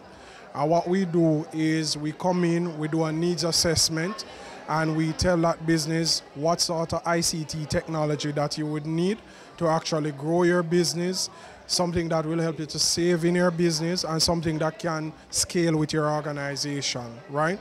So our focus is to ensure and make sure that all our SME customers are taken care of from a technology standpoint, right? We are the technology partners. Yes. All right, so you're also a sponsor here today. Talk to us about the relationship that you have with JBDC. Well, our relationship with JBDC has spanned for some time now, because, you know, this is our second time around in terms of sponsoring it. And what we have done today is everybody that you see come in with their phone or their laptops or anything critical, they are able to surf the internet, they are able to do whatever they want because we power the event and they are using our blazing speed internet. The other thing that we also do as well, we came today with a message where we had a thought leadership message, business transformation. So we spoke about business transformation from a system approach as to how we could enhance businesses through technology.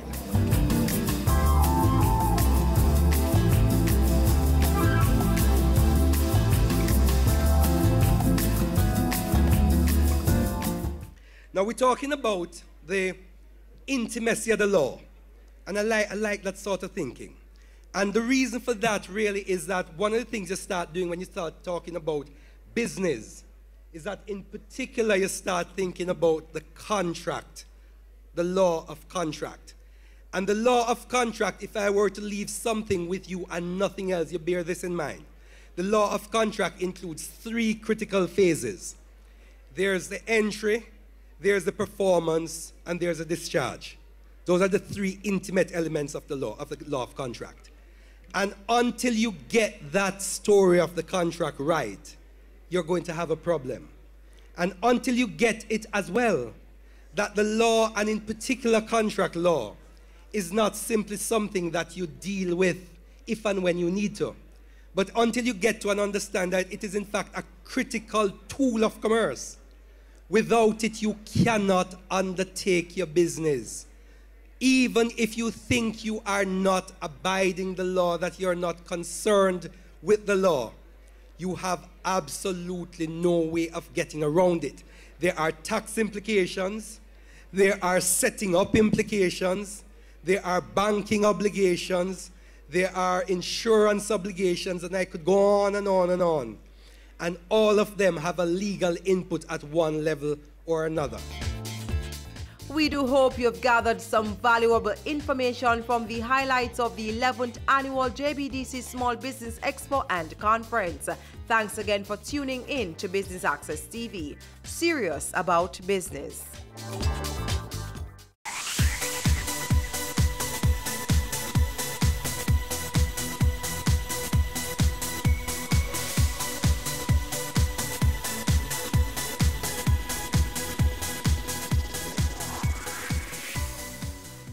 Do you want more experience from your SUV? Introducing the 2020 Nissan X-Trail with leading-edge technology, intelligent ride and chassis control, a round view monitor, and hill start assist for confidence behind the wheel, plus auto headlights and panoramic sunroof.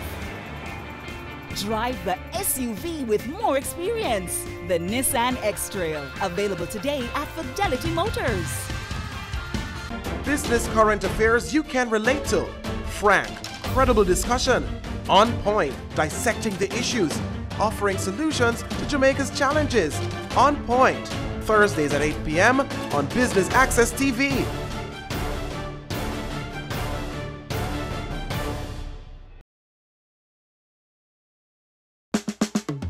Caring Hands Season 3 continues to effect change in a changing environment. Many of us were raised by grandmothers, right? So, I mean, we know the wisdom that these people have. Going beyond business. The little leaders of today are our leaders of tomorrow. And with the proper education, we'll have very good leadership coming from that. That's Season 3 of Caring Hands, creating change and shaping lives, every Sunday at 5:30 p.m. on Business Access TV. Your business matters. Business Access TV offers you the most innovative and effective advertising solution for your business, specializing in B2B sales, cost-effective solutions, the customers you want, the repetition you need. No matter the size and nature of your company, your business matters. Call us at 876-618-2870 or email us at sales@batvja.com. Business Access TV, serious about business. You're watching Business Access TV. Business Access. Business Access. Business Access. Business Access. You are watching Business Access TV. Business Access TV. Serious about business. Serious about business.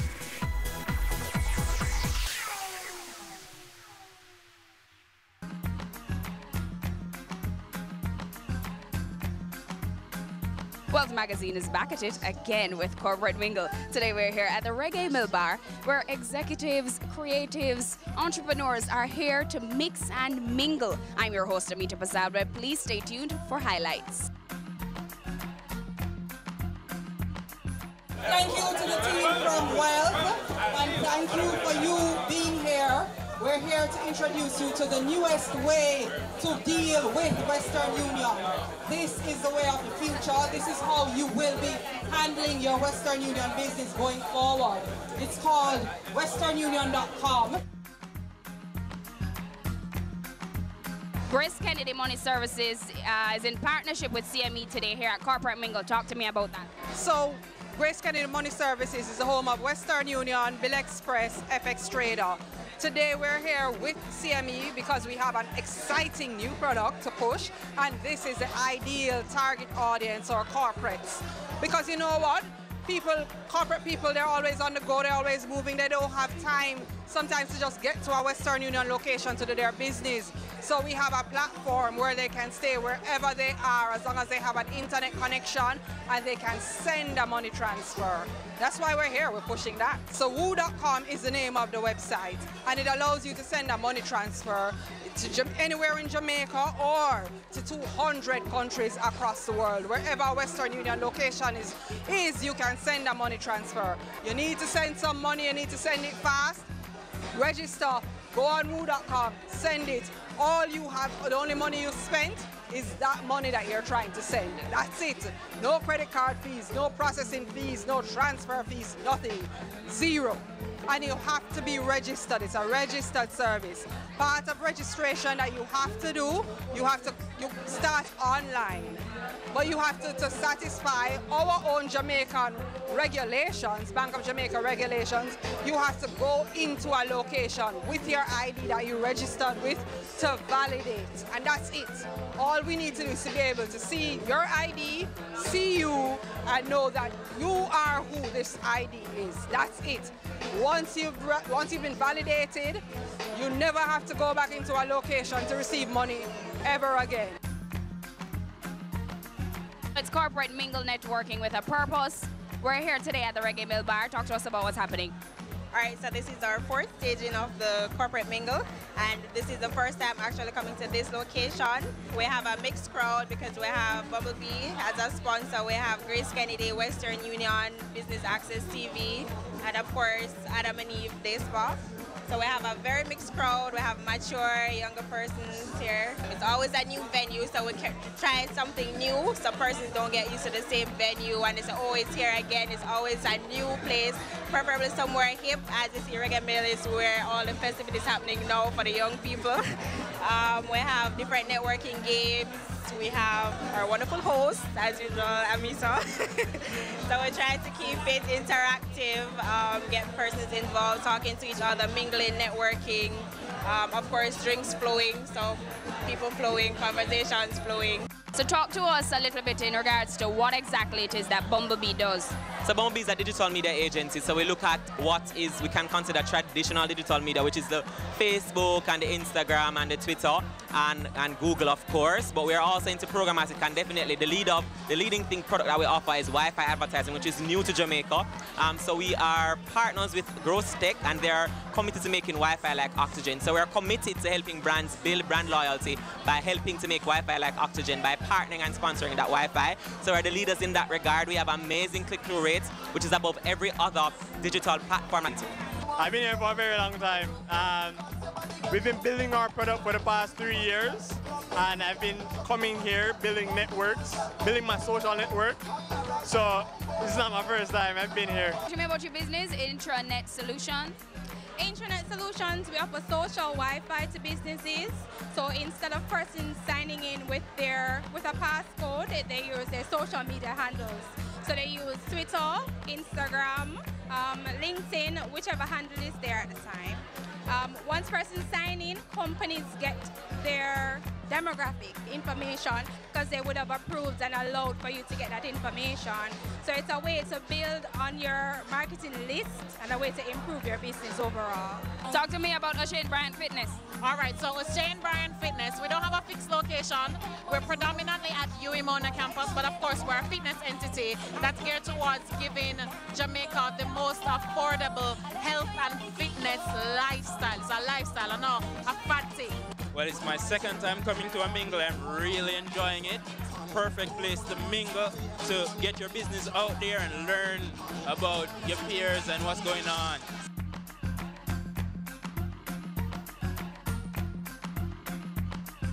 It's that time where we bid you farewell. Thank you for tuning in to Business Access TV and our coverage of Corporate Mingle here at the Reggae Mill Bar. I've been your host, Amita Pasadweb, and you're watching Business Access TV, serious about business.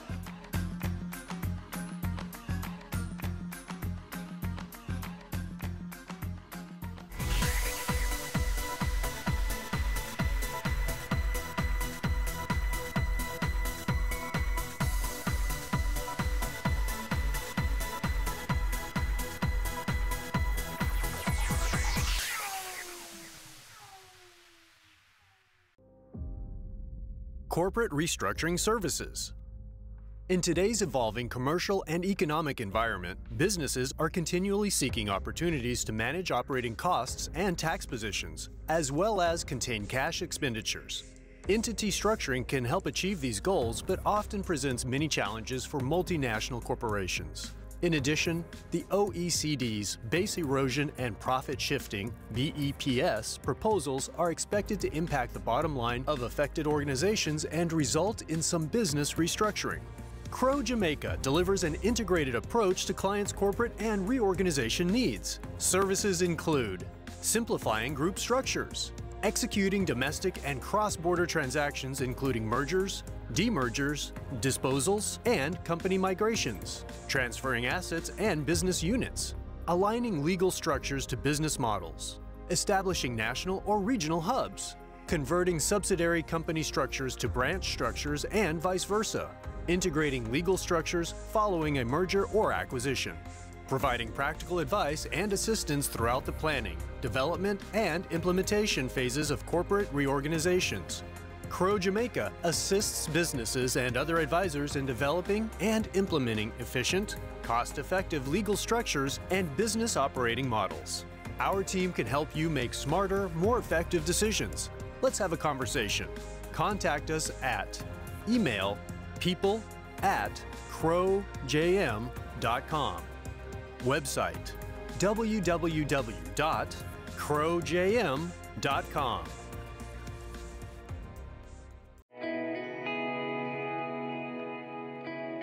Violence against women is a violation of human rights. Its impact ranges from immediate to long-term physical, mental, and sexual consequences, sometimes resulting in death.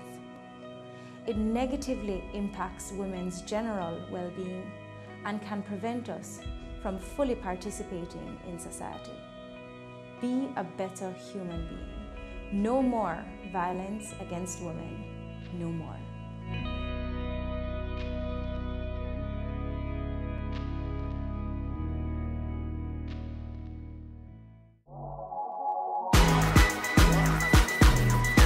The Good Life, your trusted source for useful health and wellness information, lifestyle tips for the mind, body, and soul.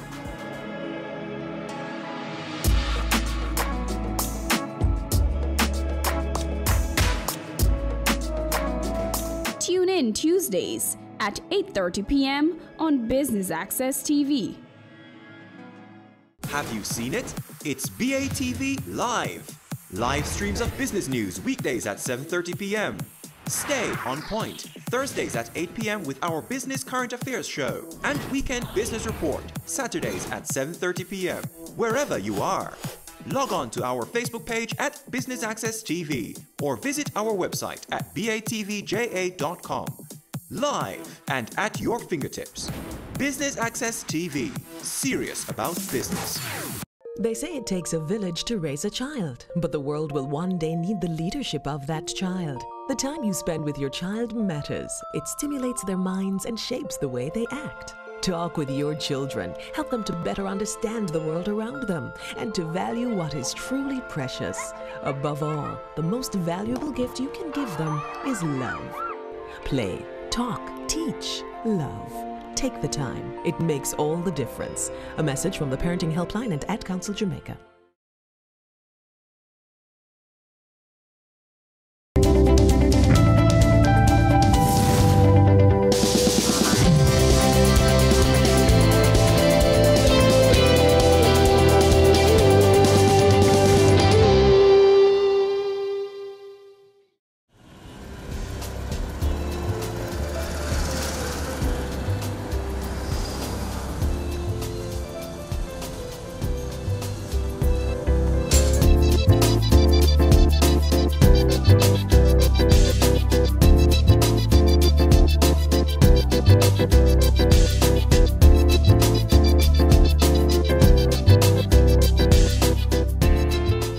Hi, my name is Suzanne Wilson, and I'm the creator of the Ox System.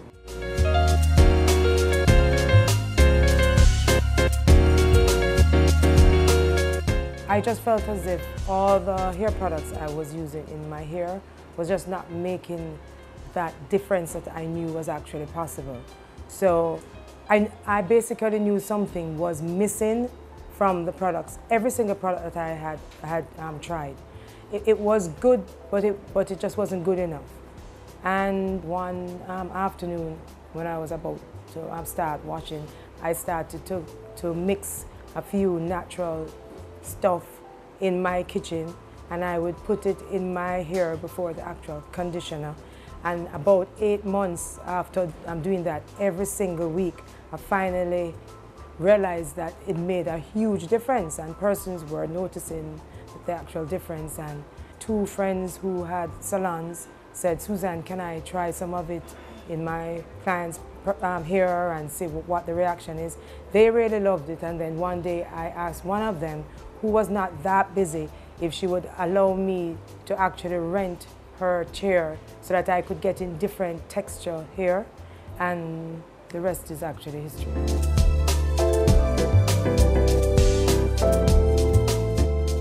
I started doing that in 2010, was when we actually chartered the business.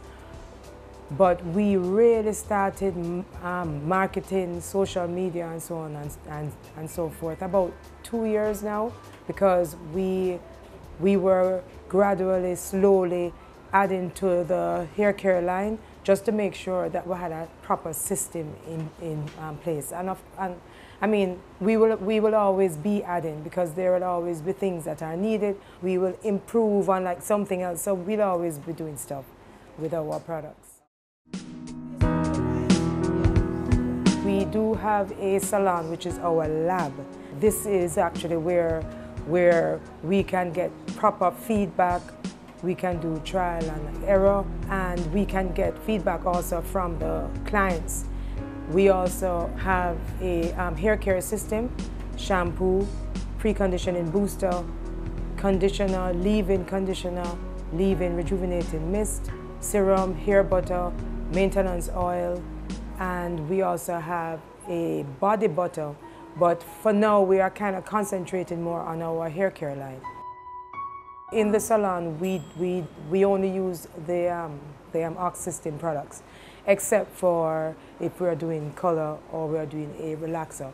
But everything else is just Ox. Why we can do this is because Ox System is a system, and it totally encompasses every single step that is necessary to make everybody's hair look really good. Plus, Ox System is also about hair care practices. They are unfamiliar methodologies, but they really work. So we don't only have products on the market, we also combine these products with hair care regimen that are not normal, not typical, but they really make a huge difference.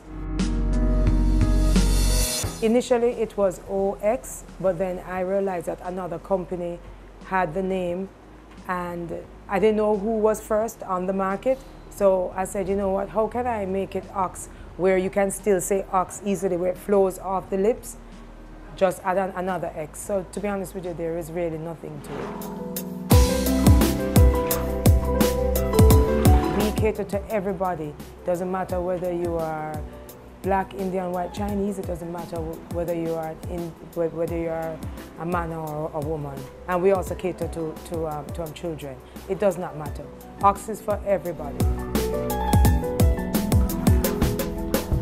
We were able to self-capitalize, because remember that we just started with just one product.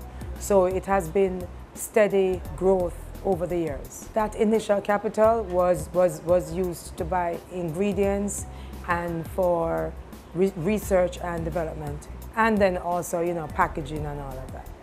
I would say that the feedback that we have gotten since Ox has been on board, initially it was disbelief. For instance, even on our social media, we have before and we have afters.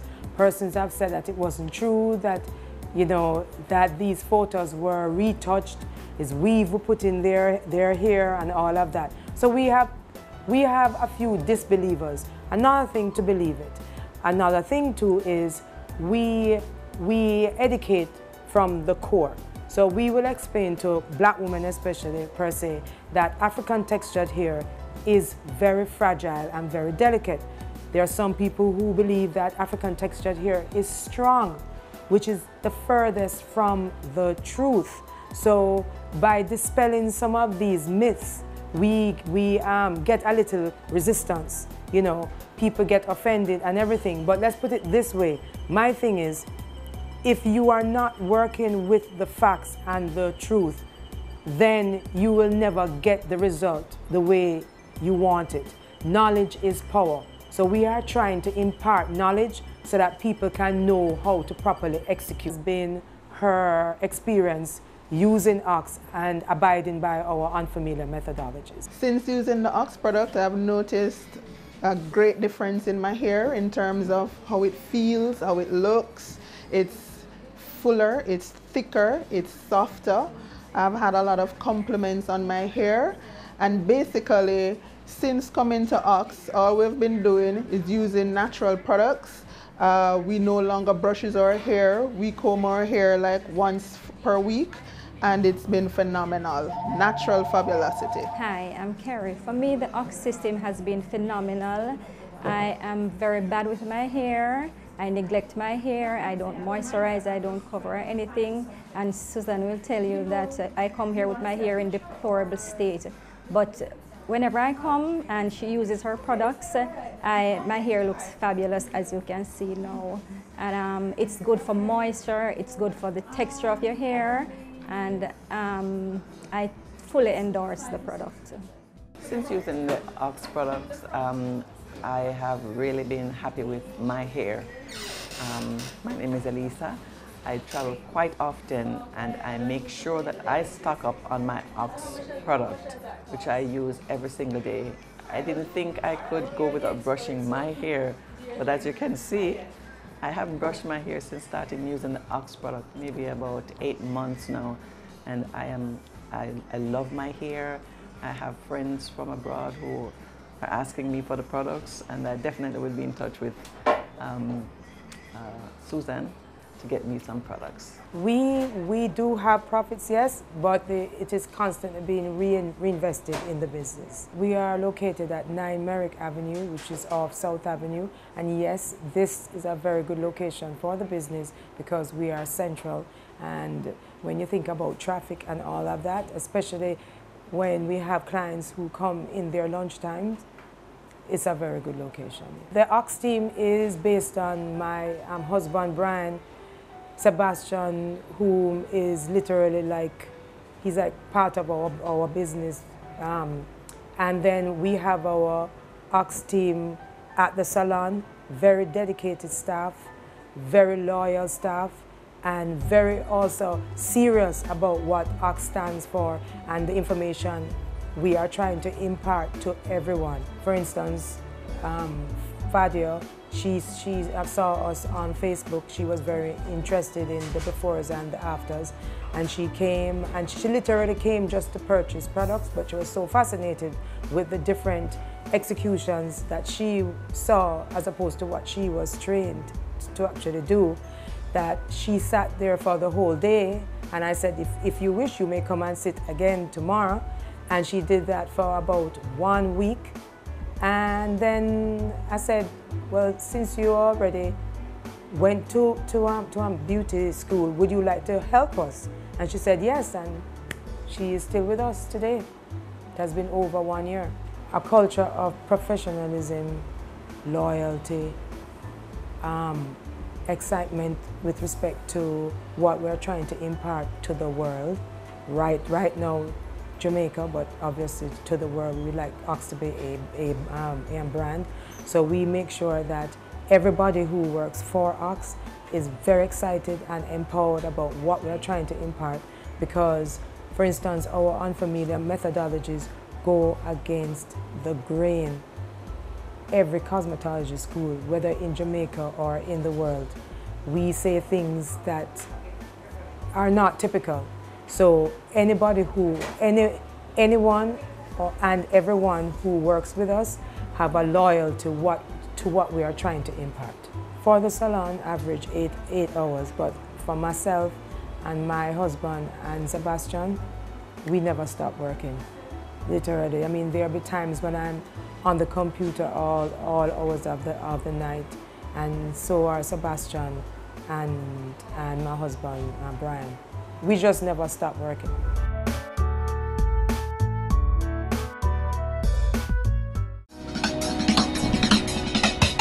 Cameo brings the creative industries to life, highlighting creatives in different fields each week. Art. My life runs art. I breathe, I eat art. Fashion. Food. Without a customer, we're nothing but four walls. Music. Film. Cameo, only on Business Access TV. Have you seen it? It's BATV Live. Live streams of business news weekdays at 7:30 p.m. Stay on point Thursdays at 8 p.m. with our Business Current Affairs show, and Weekend Business Report Saturdays at 7:30 p.m. wherever you are. Log on to our Facebook page at Business Access TV or visit our website at batvja.com. Live and at your fingertips. Business Access TV. Serious about business.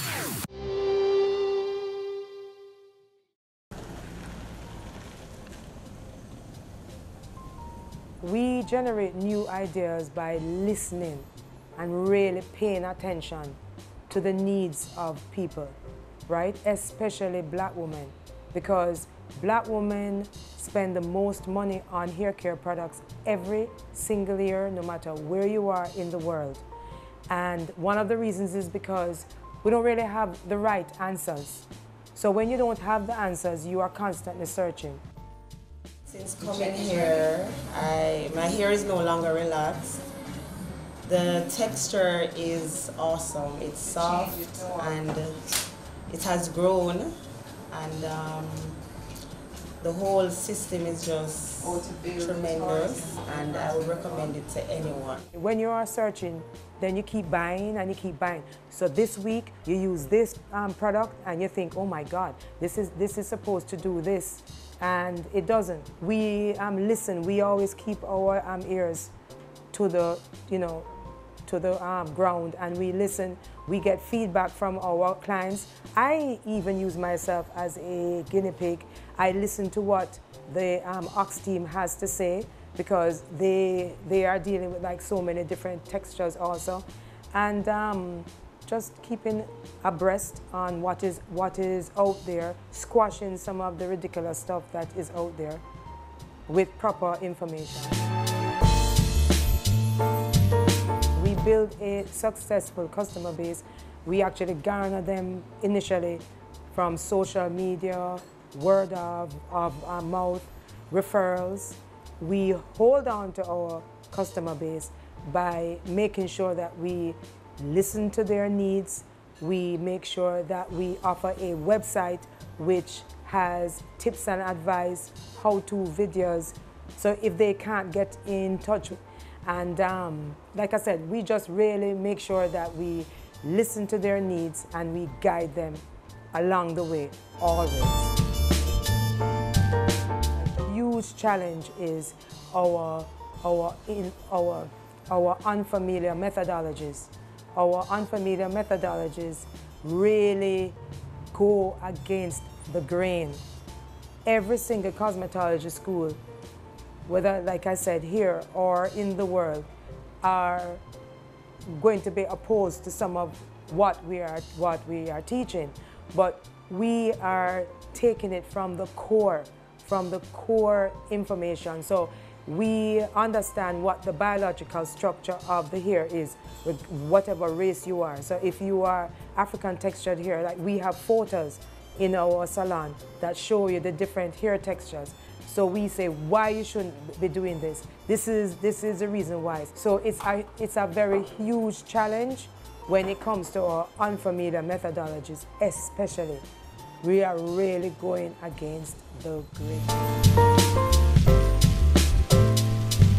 cosmetology schools are not teaching what we are teaching, but we know that it actually works. We see results. So yes, it's a challenge, but we see the results. And the thing is, even when clients come to us and the change sounds really just not able to be, you know, it seems impossible for them. And we know change is like never easy, or sometimes it is not easy.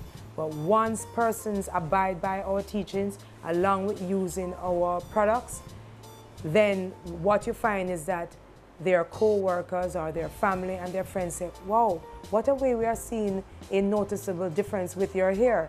And then those challenges now become less challenging. I would say that we have not had any failures. We have had a few hiccups. I will give you an example. For instance, we have satin wear, so we have satin pillowcases and satin headwear, because satin and silk are the only two materials that you should really be using on your hair. So because of that, I made a satin scrunchie. We explain that especially when you're dealing with African textured hair, when it is relaxed, like black women who have relaxed hair, remember once again, it is very fragile. So we explain, do not put these scrunchies on tight in the hair. You're not supposed to have your hair tight when you have African textured hair and it is relaxed. Guess what? They were putting it on tight. So I had to just stop making scrunchies because they weren't listening. So now we are working on another satin headwear that you can use to do ponytails and everything.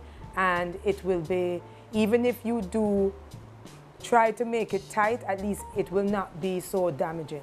So like I said, we don't consider them failures, we just consider them hiccups, and we make it better. First of all, we make sure that we listen to our customers' needs. We take note of whatever we do also, even executions on ourselves. So we are always listening, we get feedback, and whenever something is not working, because once again, we have that salon. Because we have that salon, we can, you know, basically take care of something that is not working immediately. Like I said, it is like our little lab. And feedback, really paying attention.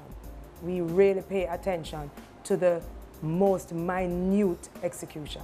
Our growth strategy is to always improve on our products. If we have to add products, we do that. Whenever we have to add to our tips and advice and our unfamiliar methodologies. And with respect to the longevity, we have a website, 24 hours, that has information, how-to videos, common hair issues, how to solve some of these problems with that. But the website is really comprehensive and adds a lot of information. And with respect to the longevity, we are also going to be teaching persons on what to do and always imparting our message out there. And we will also like to spread the word that, and we have had a couple hairdressers who have come to us, they would like to know more about Ox, and this is something that we would like to extend this message, that anyone who wants to learn how to use Ox so that their clients can also enjoy the benefits, you know, they can always contact us. Our information is on the website. Do I believe there's some form of a pattern? Just work, dedicated to work, having a passion, and always staying abreast on what is happening out there and what needs to be done. Always trying to fulfill needs. When you can fulfill needs and fulfill them with integrity, so you work with integrity and you fulfill needs with integrity, you don't put gimmicks out there and people can benefit from the results, that is exactly what we are about. We define success with improvement, people having smiles on their faces, people benefiting from the work that we put in. My greatest fear personally are lizards. No, we don't have any fear. We look on the challenges that Ox will face as just a little bump in the road, and we are just ready for the world, ready to make a difference.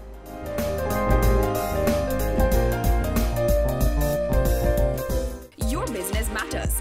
Business Access TV offers you the most innovative and effective advertising solution for your business, specializing in B2B sales, cost-effective solutions, the customers you want, the repetition you need. No matter the size and nature of your company, your business matters. Call us at 876-618-2870 or email us at sales@batvja.com. Business Access TV, serious about business.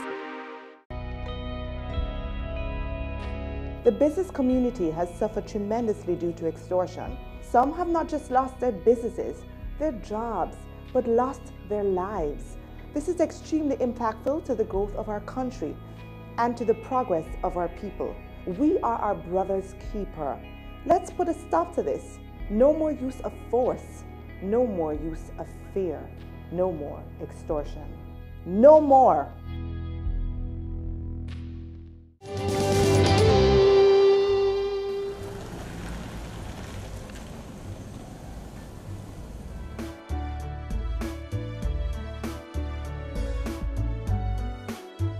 Ox team, we are motivated when we see results. We are motivated by the end results.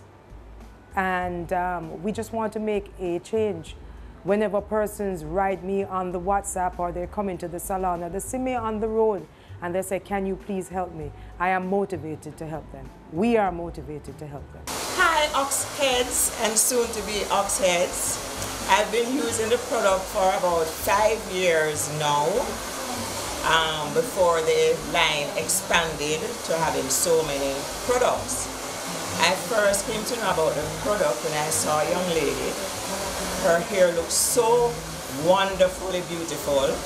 I thought it was a specially made wig. And her hair looks the same way, beautiful, amazingly so, all the time.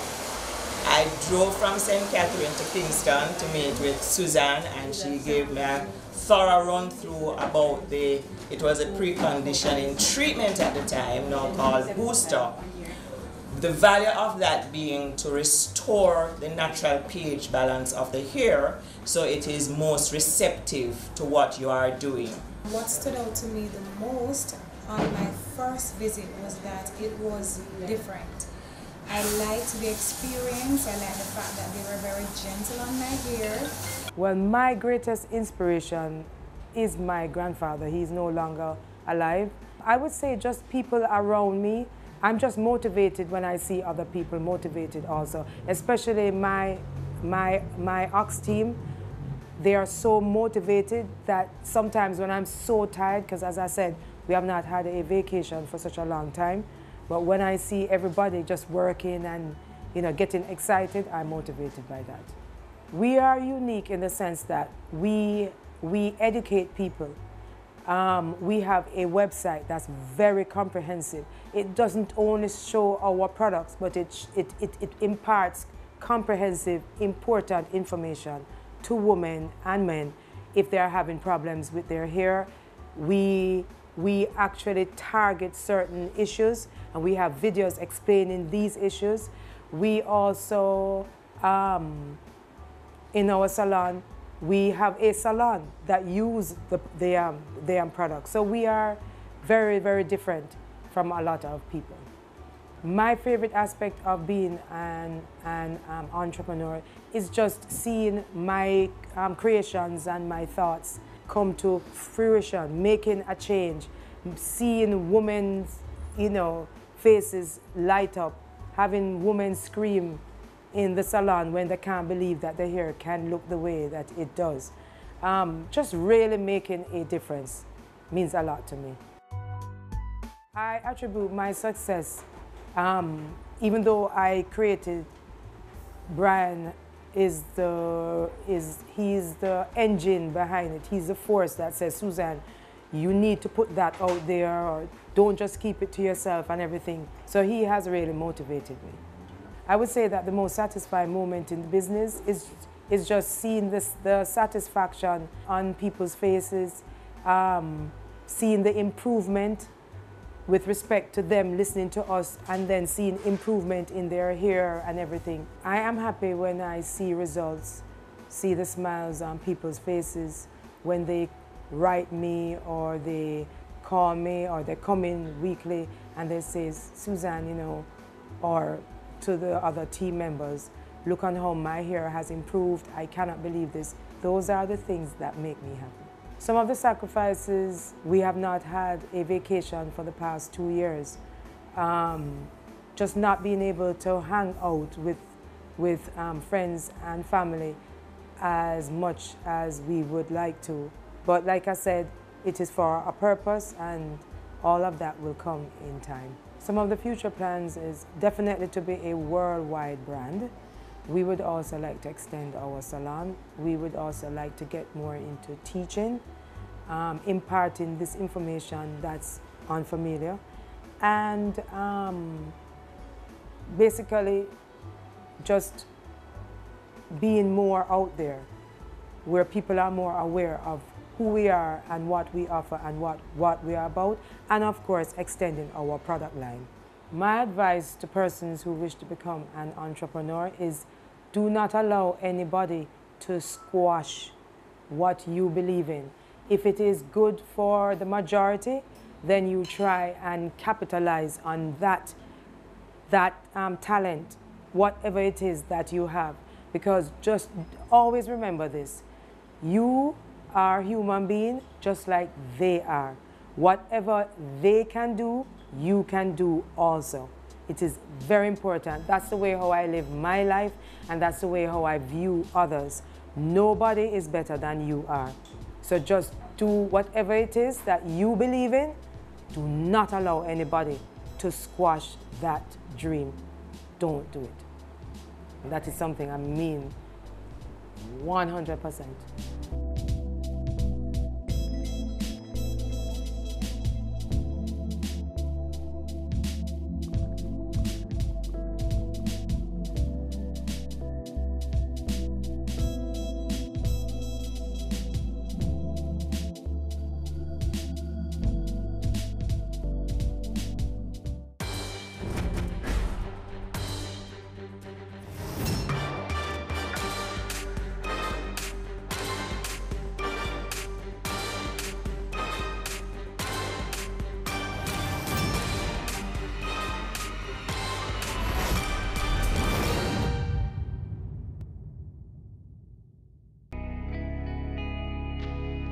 Our women are the backbone of our society. They deserve to be protected and respected. Domestic violence is not okay.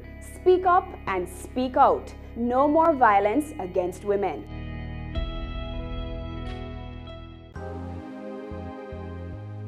Whether it's to inspire the senses or enhance your imagination, abstract art and one-off pieces which create the feeling of uniqueness may be important to some homeowners. On this episode of Home Sweet Home, we'll get the homeowner's perspective on this, as well as we'll get to talk to one of the creators of some of these pieces. Stay tuned.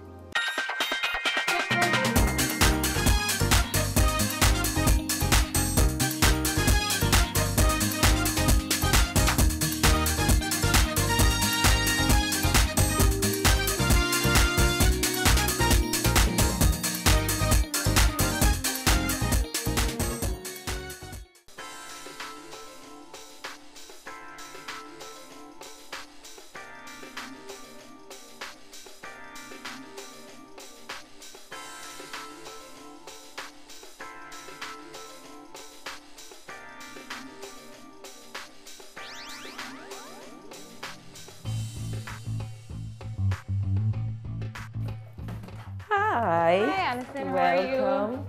Thank you for coming. Thank you very much for having me. Have a seat. So we want to talk about your love for the arts.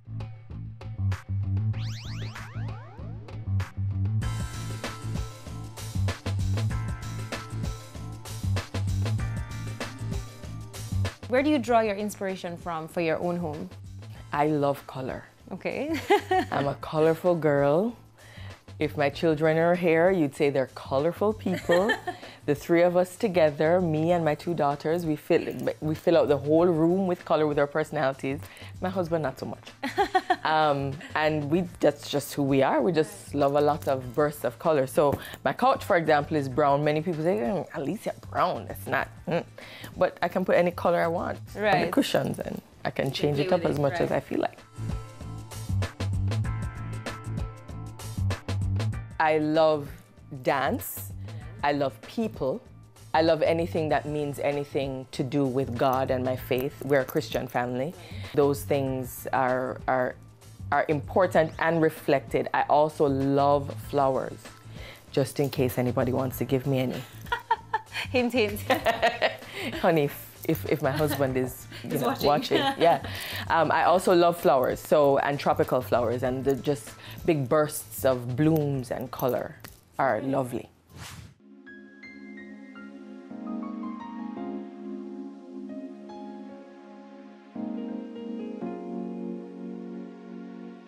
Why was it important to you to have custom-made pieces in your own home? There's something to be said about being different.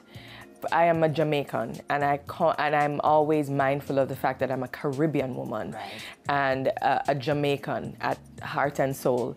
And we are a different breed of people. For sure. All together, we're different. And I feel like there's so much in our culture and in our society that you can bring out. There's so much negative. I think art and having different little eclectic pieces around just kind of make you feel even more Jamaican. More, this was made by this person and he did that. And no, I can imagine the other spaces in your house, but for this space that we're in, what would you say is your favorite piece? Painting, rug? This. This is? It is. It is. It too. This was made, or this is a depiction of a friend of mine, Alicia Thomas, A. Art. And long ago, in 2013, when we worked together, and she just started to paint things at the office, and she just thin pieces of canvas that just flip out the back and you can put it on your desk. She made a couple for me, a purple dancer, ironic, right? And she started to do other things, and I just love the story behind it. Is more why it's one of my favorites, because she's making art on rugs. Right. I mean, what? What is that? Yes. So I'm very proud of her, and it just helps that I absolutely love. And look at the colors, the colors. It's definitely popping. Yes. And then also, she made the piece just going up the stairwell. It's one of her signature pieces, so people would see that and know it's her, the face with all the color. And she actually made 4 like that for me, 4 miniature ones, which are just black and one color each, which I hung together at my office. So that's the mother piece, and the children are at the office.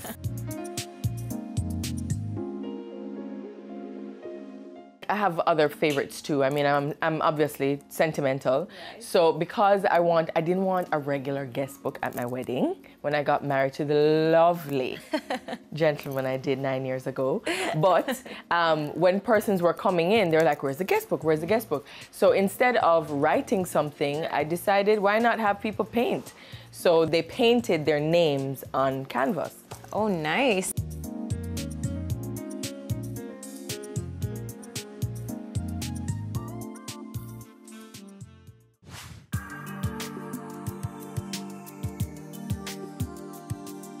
Now, your home is very unique and I love it. Do you have to spend money? Like, does it have to be expensive for people to achieve this look or this kind of uniqueness? No, it doesn't. I choose not to spend a lot of money because this is just a personal feeling now. I don't think that hiring somebody to just change your house is what would make me feel comfortable in the space. So I went to a little store beside my supermarket and I saw my curtains, the curtains that are here now, which I've had now for 8 years, because I saw them and they were all different pieces, and at the time they were $800 each. I said, let me get, and let me just throw them together. They don't have to match. Right. They're just colorful. I don't need them to match. It's purple, orange, and green. Here we go. Drop some white in between. We're good to go. Also, you have to take care of your things yourself. And also, you don't have to buy everything all at once. The mistake that many people make is, and it puts them into a lot of debt, is to go out and do a huge spending spree on artwork, on rugs, on curtains, cushions, couch, all at the same time. You don't have to do that. Do a little. Right. Bring some more color into your house each time, and every time, and also get some flowers, these tropical flowers that people have. You see men selling them on the street all the time. Put that in a vase or put that in a whatever, wherever you want to put it. And that just brings a whole room to life. So how would you say this transcends into, you know, when you have to entertain people, when you have guests over and things like that? Do you know, I really believe that people, when they enter a home, they have to feel welcome and at home. I am an entertainaholic. So I want my friends and my family here all the time, much to my family's dismay sometimes. But I want them here and I want them to feel welcome. And that is the greatest artwork, I think. Like, just your people in a home is the greatest decoration, in my opinion. It's not like I'm choosing colors or artwork or the rug or the cushions or whatever for people to feel good, although this couch, not just for its color, but my husband has to watch NFL every Sunday, and therefore it has to be comfortable. So I don't want anything to be stoic or something that you don't feel like you can touch or that you can, you know. Not many of the pieces, by the way, have glass on them or over them because I have 2 children and they'll climb up and they'll scratch, and I don't want people to feel like they can't touch anything here. It's a home. It feels very homey, I must say. Come back. Come back. I'm already invited.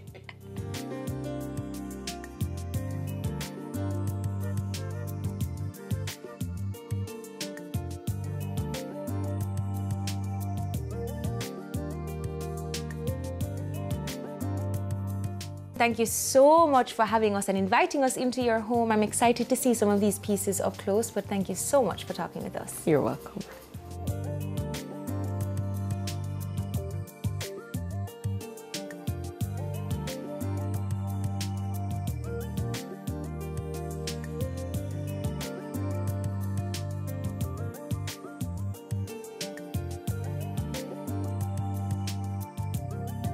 Don't go anywhere. Home Sweet Home will be right back.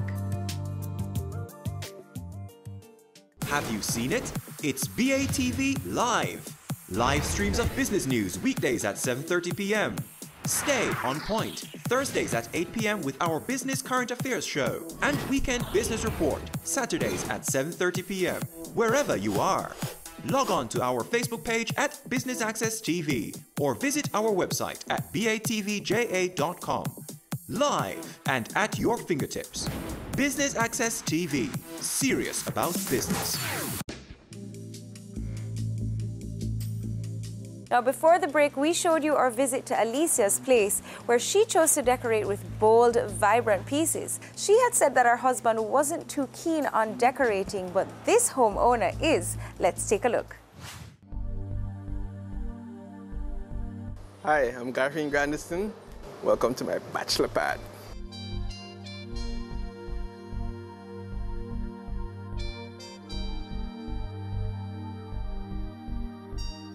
I think when you come into my space, you'll find that the art represents like a part of my personality. It's very eclectic. So I have different types of art. I'll have different artists. A lot of them are mainly Jamaican artists because I don't know, for some reason I'm all about this by Jamaica concept, from the way I dress to know my space at home. So literally when you come into my space, it's very warm, it's very relaxing, and I think that's how I like when people see me. That's how they feel when they come to my space.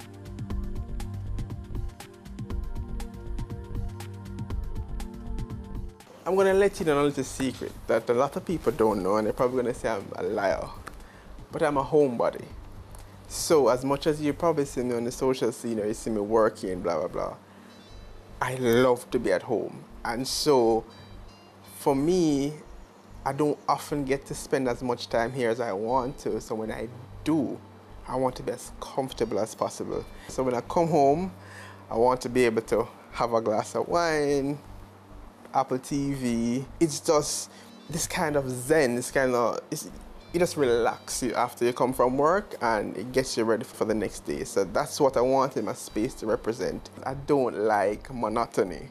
I think I have a very dynamic personality, so I get bored easily. So right now, I look in the kitchen color and I want to change it. But that's just me. Just like how I dress based on my mood. My home space is also based on my mood. So you might come here another day and you see black and white. There's just one wall and all the frames are black. That's really and truly what I want for this space, but I don't all the time feel that way, and so I kind of shift a little bit.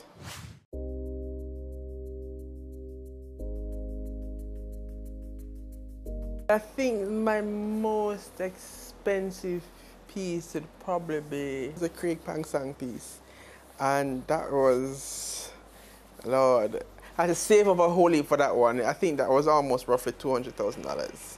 Like 100 enough, but it spoke to me. It spoke to me. So oh God, I did make a lot of sacrifices to get that one. And I think the gratification I get from it is, there's no value on that. There's something about buying a piece of art that is very relaxing. And when I look at it, I actually consider it an investment. Because, and as I always say to my friends, I'm not buying art for now or for this space. I'm buying from a future home. Because Lord knows when I can afford to buy a house, I won't be able to afford to buy the house and the art. So after buying the house, I already have my art. I can, fully furnish it and be comfortable. So I think I'm making the sacrifices now to buy it. I really am out of wall space, as you can see, but what I've started to do, don't laugh at me, but based on my mood again, I switch them around. So it's like a revolving art gallery, they call it. So that's just it as a me, crazy me, but that's how I enjoy my space, and that's how my close friends enjoy my space as well.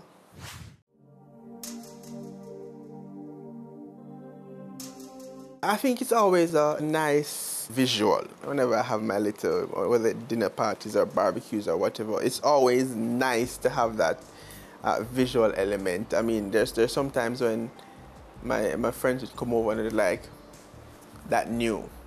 And then we probably sit down and we talk about it, and then I've introduced them to whether the artist or the designer or whatever, and then it goes from there. They will go and get a piece or they recommend it to somebody else. So it kind of has that trickle-down effect. I think my favorite piece would be from Emery.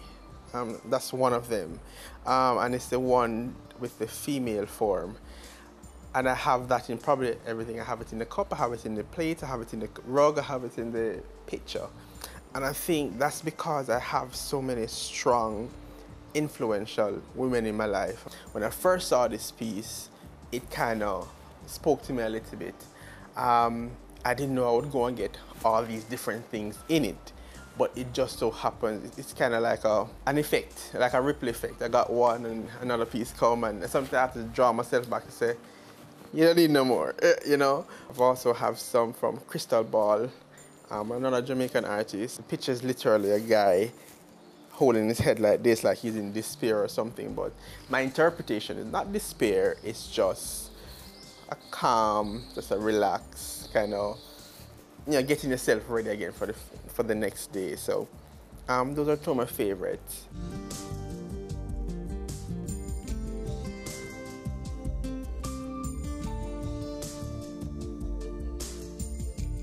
My friends say my house is a gallery, but I don't treat it as a gallery. I just treat it as a sanctuary. Come and relax, have fun, unwind, that type of thing.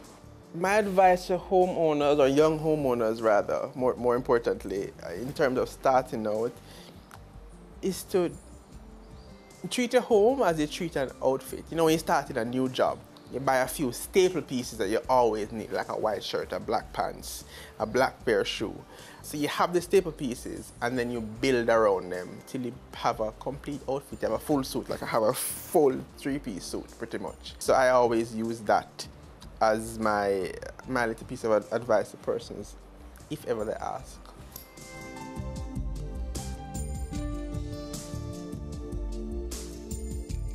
Thanks for that, Garfine. We take our final break on Home Sweet Home. We'll be right back. Career Moves has always explored interesting careers, highlighting all you may not have known about them. This season is no different. Coming back to Jamaica, everyone's like, fizzy what? Fizzy who? When you find a bright boy or girl in the class and people say, what are you going to be? The parents will say, you have to go be a doctor, you have to go be a lawyer. Nobody says you have to go be a politician. Let me see your hands! Tune in Tuesdays at 8 p.m. on Business Access TV. Now you've seen her art in both homes. Now let's meet the lady who could be bringing these distinctive pieces to your home.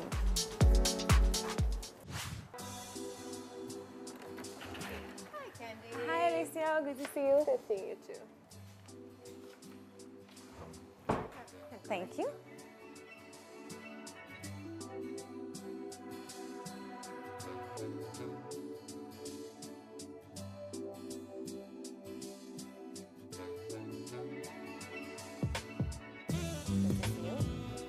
How is everything? Now, Alicia, I must comment on how beautiful and vibrant this space is. I just love it. But I want to know, how did you get started in art and designing these pieces? The thing about it is, I've always loved to draw from an early age. I remember in grade 9, I actually was going through a magazine, and I saw where somebody did a mural. First time seeing anything like this. I went home and I asked my mother if I could, you know, paint the walls. Surprisingly, she said yes. And, you know, right now to this day, there are people dancing in the room on the walls. I have a big face on one wall. So it started there as it relates to experimenting with paint.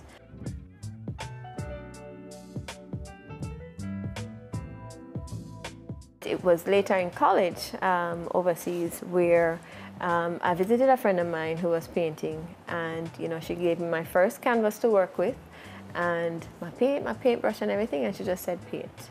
And that was the first time doing an actual abstract piece. You know, it wasn't up until 2016 where I started branching off into, you know, doing the pillows and rugs and, you know, putting my stamp on plates and cups and all these other mediums. Now, even though your pieces may look like they're abstract, they are not by any means. Describe what you have in your artwork. Well, a lot of times what you'll find is, yes, I may have a very abstract background, but I try to still put some form of image on there. So for example, you'll notice a lot of my art pieces have an image of a dancer. By no means can I dance, but there's just something about, you know, the free-flowing, the freeness of, you know, putting that image on my art pieces. So I tend to use that a lot. And then I also find myself putting a lot of images of faces on my pieces. So it may still have a hint of abstract on there. The thing about it is, or the beauty about abstract in general, you know, I may see a dancer, or that was my intention, but somebody else sees something completely different, and that's just the beauty of abstract art.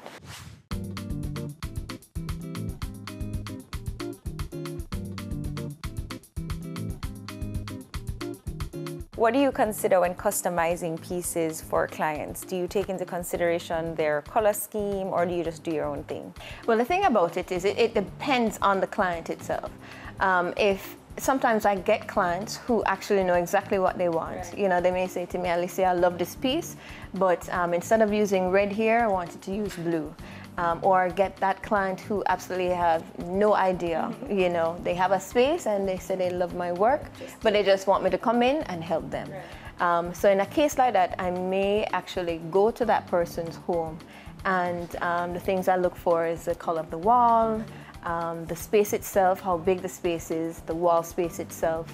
Actually look at their furniture, you know, what colors they're working with, and also the decor itself. And then, you know, talk to them, you know, get a feel for their personality to see what type of image that it is that I'll do for them. Or there may be instances where I say to them, you know, look through my art pieces and give me an idea of what it is that you like. And then from there, you know, I start to do my work. Throughout the process too, I'll share with them images. So if it is that when I'm complete and I send them the final product and they say, you know, this pink, it's a little too bright, you know, tone it down for me, I'll do that and then send them the final product. Once it's approved, I'll deliver it if I can. Or now that I have an actual store front, they can pick it up there.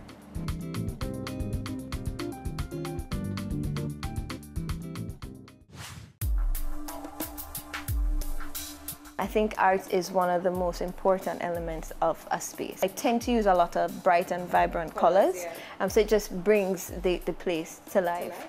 So if it is that, say, a person has neutral colors, you know, plain walls, soft walls, you know, that pop of color will definitely, you know, enhance that space. Now, you see, because I've been following you for years, I know that this is an Amory piece, and it's just really, really nice. I love the rug, I love the coasters. In fact, I love this entire space, and I think the cushions and all these little elements really, you're right, bring it to life. So good job with that. Thank you. But which are your favorites to make, and which would you say are most popular amongst your clients? Well, my favorite thing to do is actually the actual painting itself. At the end of the day, all the other mediums derive from my actual painting. I mean, it's really therapeutic, especially after working a very long day. You know, to come home and paint, it's very relaxing. But what I absolutely love seeing my art on is the rugs. The rugs. You know, the rugs are just absolutely amazing. And the thing about the rugs, it's one of a kind piece. I mean, you can't go anywhere else in the world and see this Amory art rug. For sure, and it's one thing that the pieces are on walls and bring this level of vibrance to the room, but having it on the floor, right, is a different level. I really like it too. I actually have a client who bought a rug, but he decided to put it on his wall. So he actually hung the rug in his home on a wall. And while we're talking about the rugs, how do you work out the pricing for them? Well, for the rugs itself, there are two different types of rugs. You have hand knotted and you also have tufted rugs. The hand knotted rugs, I mean, this is a type of rug that can last you for generations.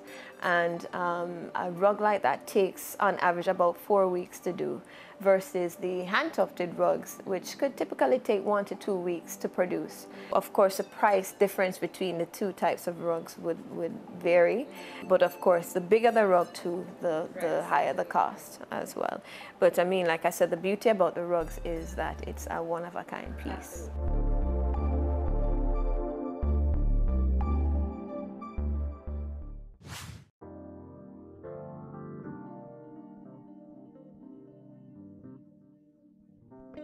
Now, we previously visited Alicia and Garfine, and I find that they kind of have a knack for art. Do you find that all your clients are like that, or is it generally like a mix of people? You know, it's funny that you say that, because from time to time, I'm more realizing that it's your average homeowner that actually tend to like the vibrancy of my artwork. You know, I'll have people in their middle 20s straight up to people, you know, in their 50s who gravitate to my artwork. So it does vary. Why would you encourage people to buy an original Amory art or just an original piece as opposed to just something you buy in a store?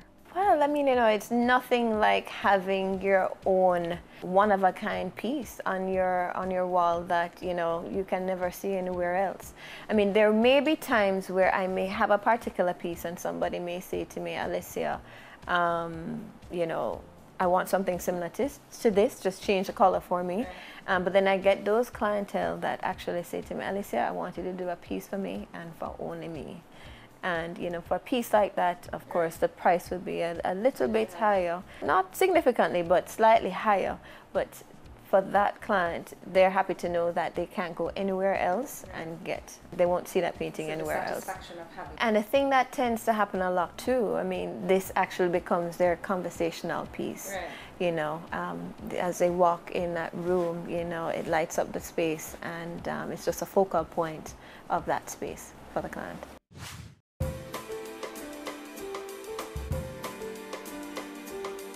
So Alicia, as someone who has an artistic eye, and you sort of have that eye for decor as well, what kind of tips would you give homeowners for designing their own spaces? Well, the thing about it is, you know, if somebody already has quite a few paintings in their home, and say, for example, they get bored with it, what they can do is actually switch it around. Right, because, you know, they'll be amazed at how it changes the perspective of the space once they move it around. Also, another thing is too, you know, if a person is very ambitious like myself, they can actually use the artwork to pick up all the colors in the room, as we have here with the rug and the couch. I have a green couch. But on the other side of things, you don't have to match. By no means does your artwork have to match your furniture. Artwork can actually also be used to enhance the room. So if it is that, say for example, they have a vase that is curvy, they could choose an artwork that has waves in it, you know, to help enhance the room. Well, Alicia, I see homeowners are making excellent use of your art in their homes, and I'm looking forward to seeing your pieces in many more homes going forward. And of course, thank you for inviting us into your own and showing us some of your own pieces. It was a pleasure. Thank you.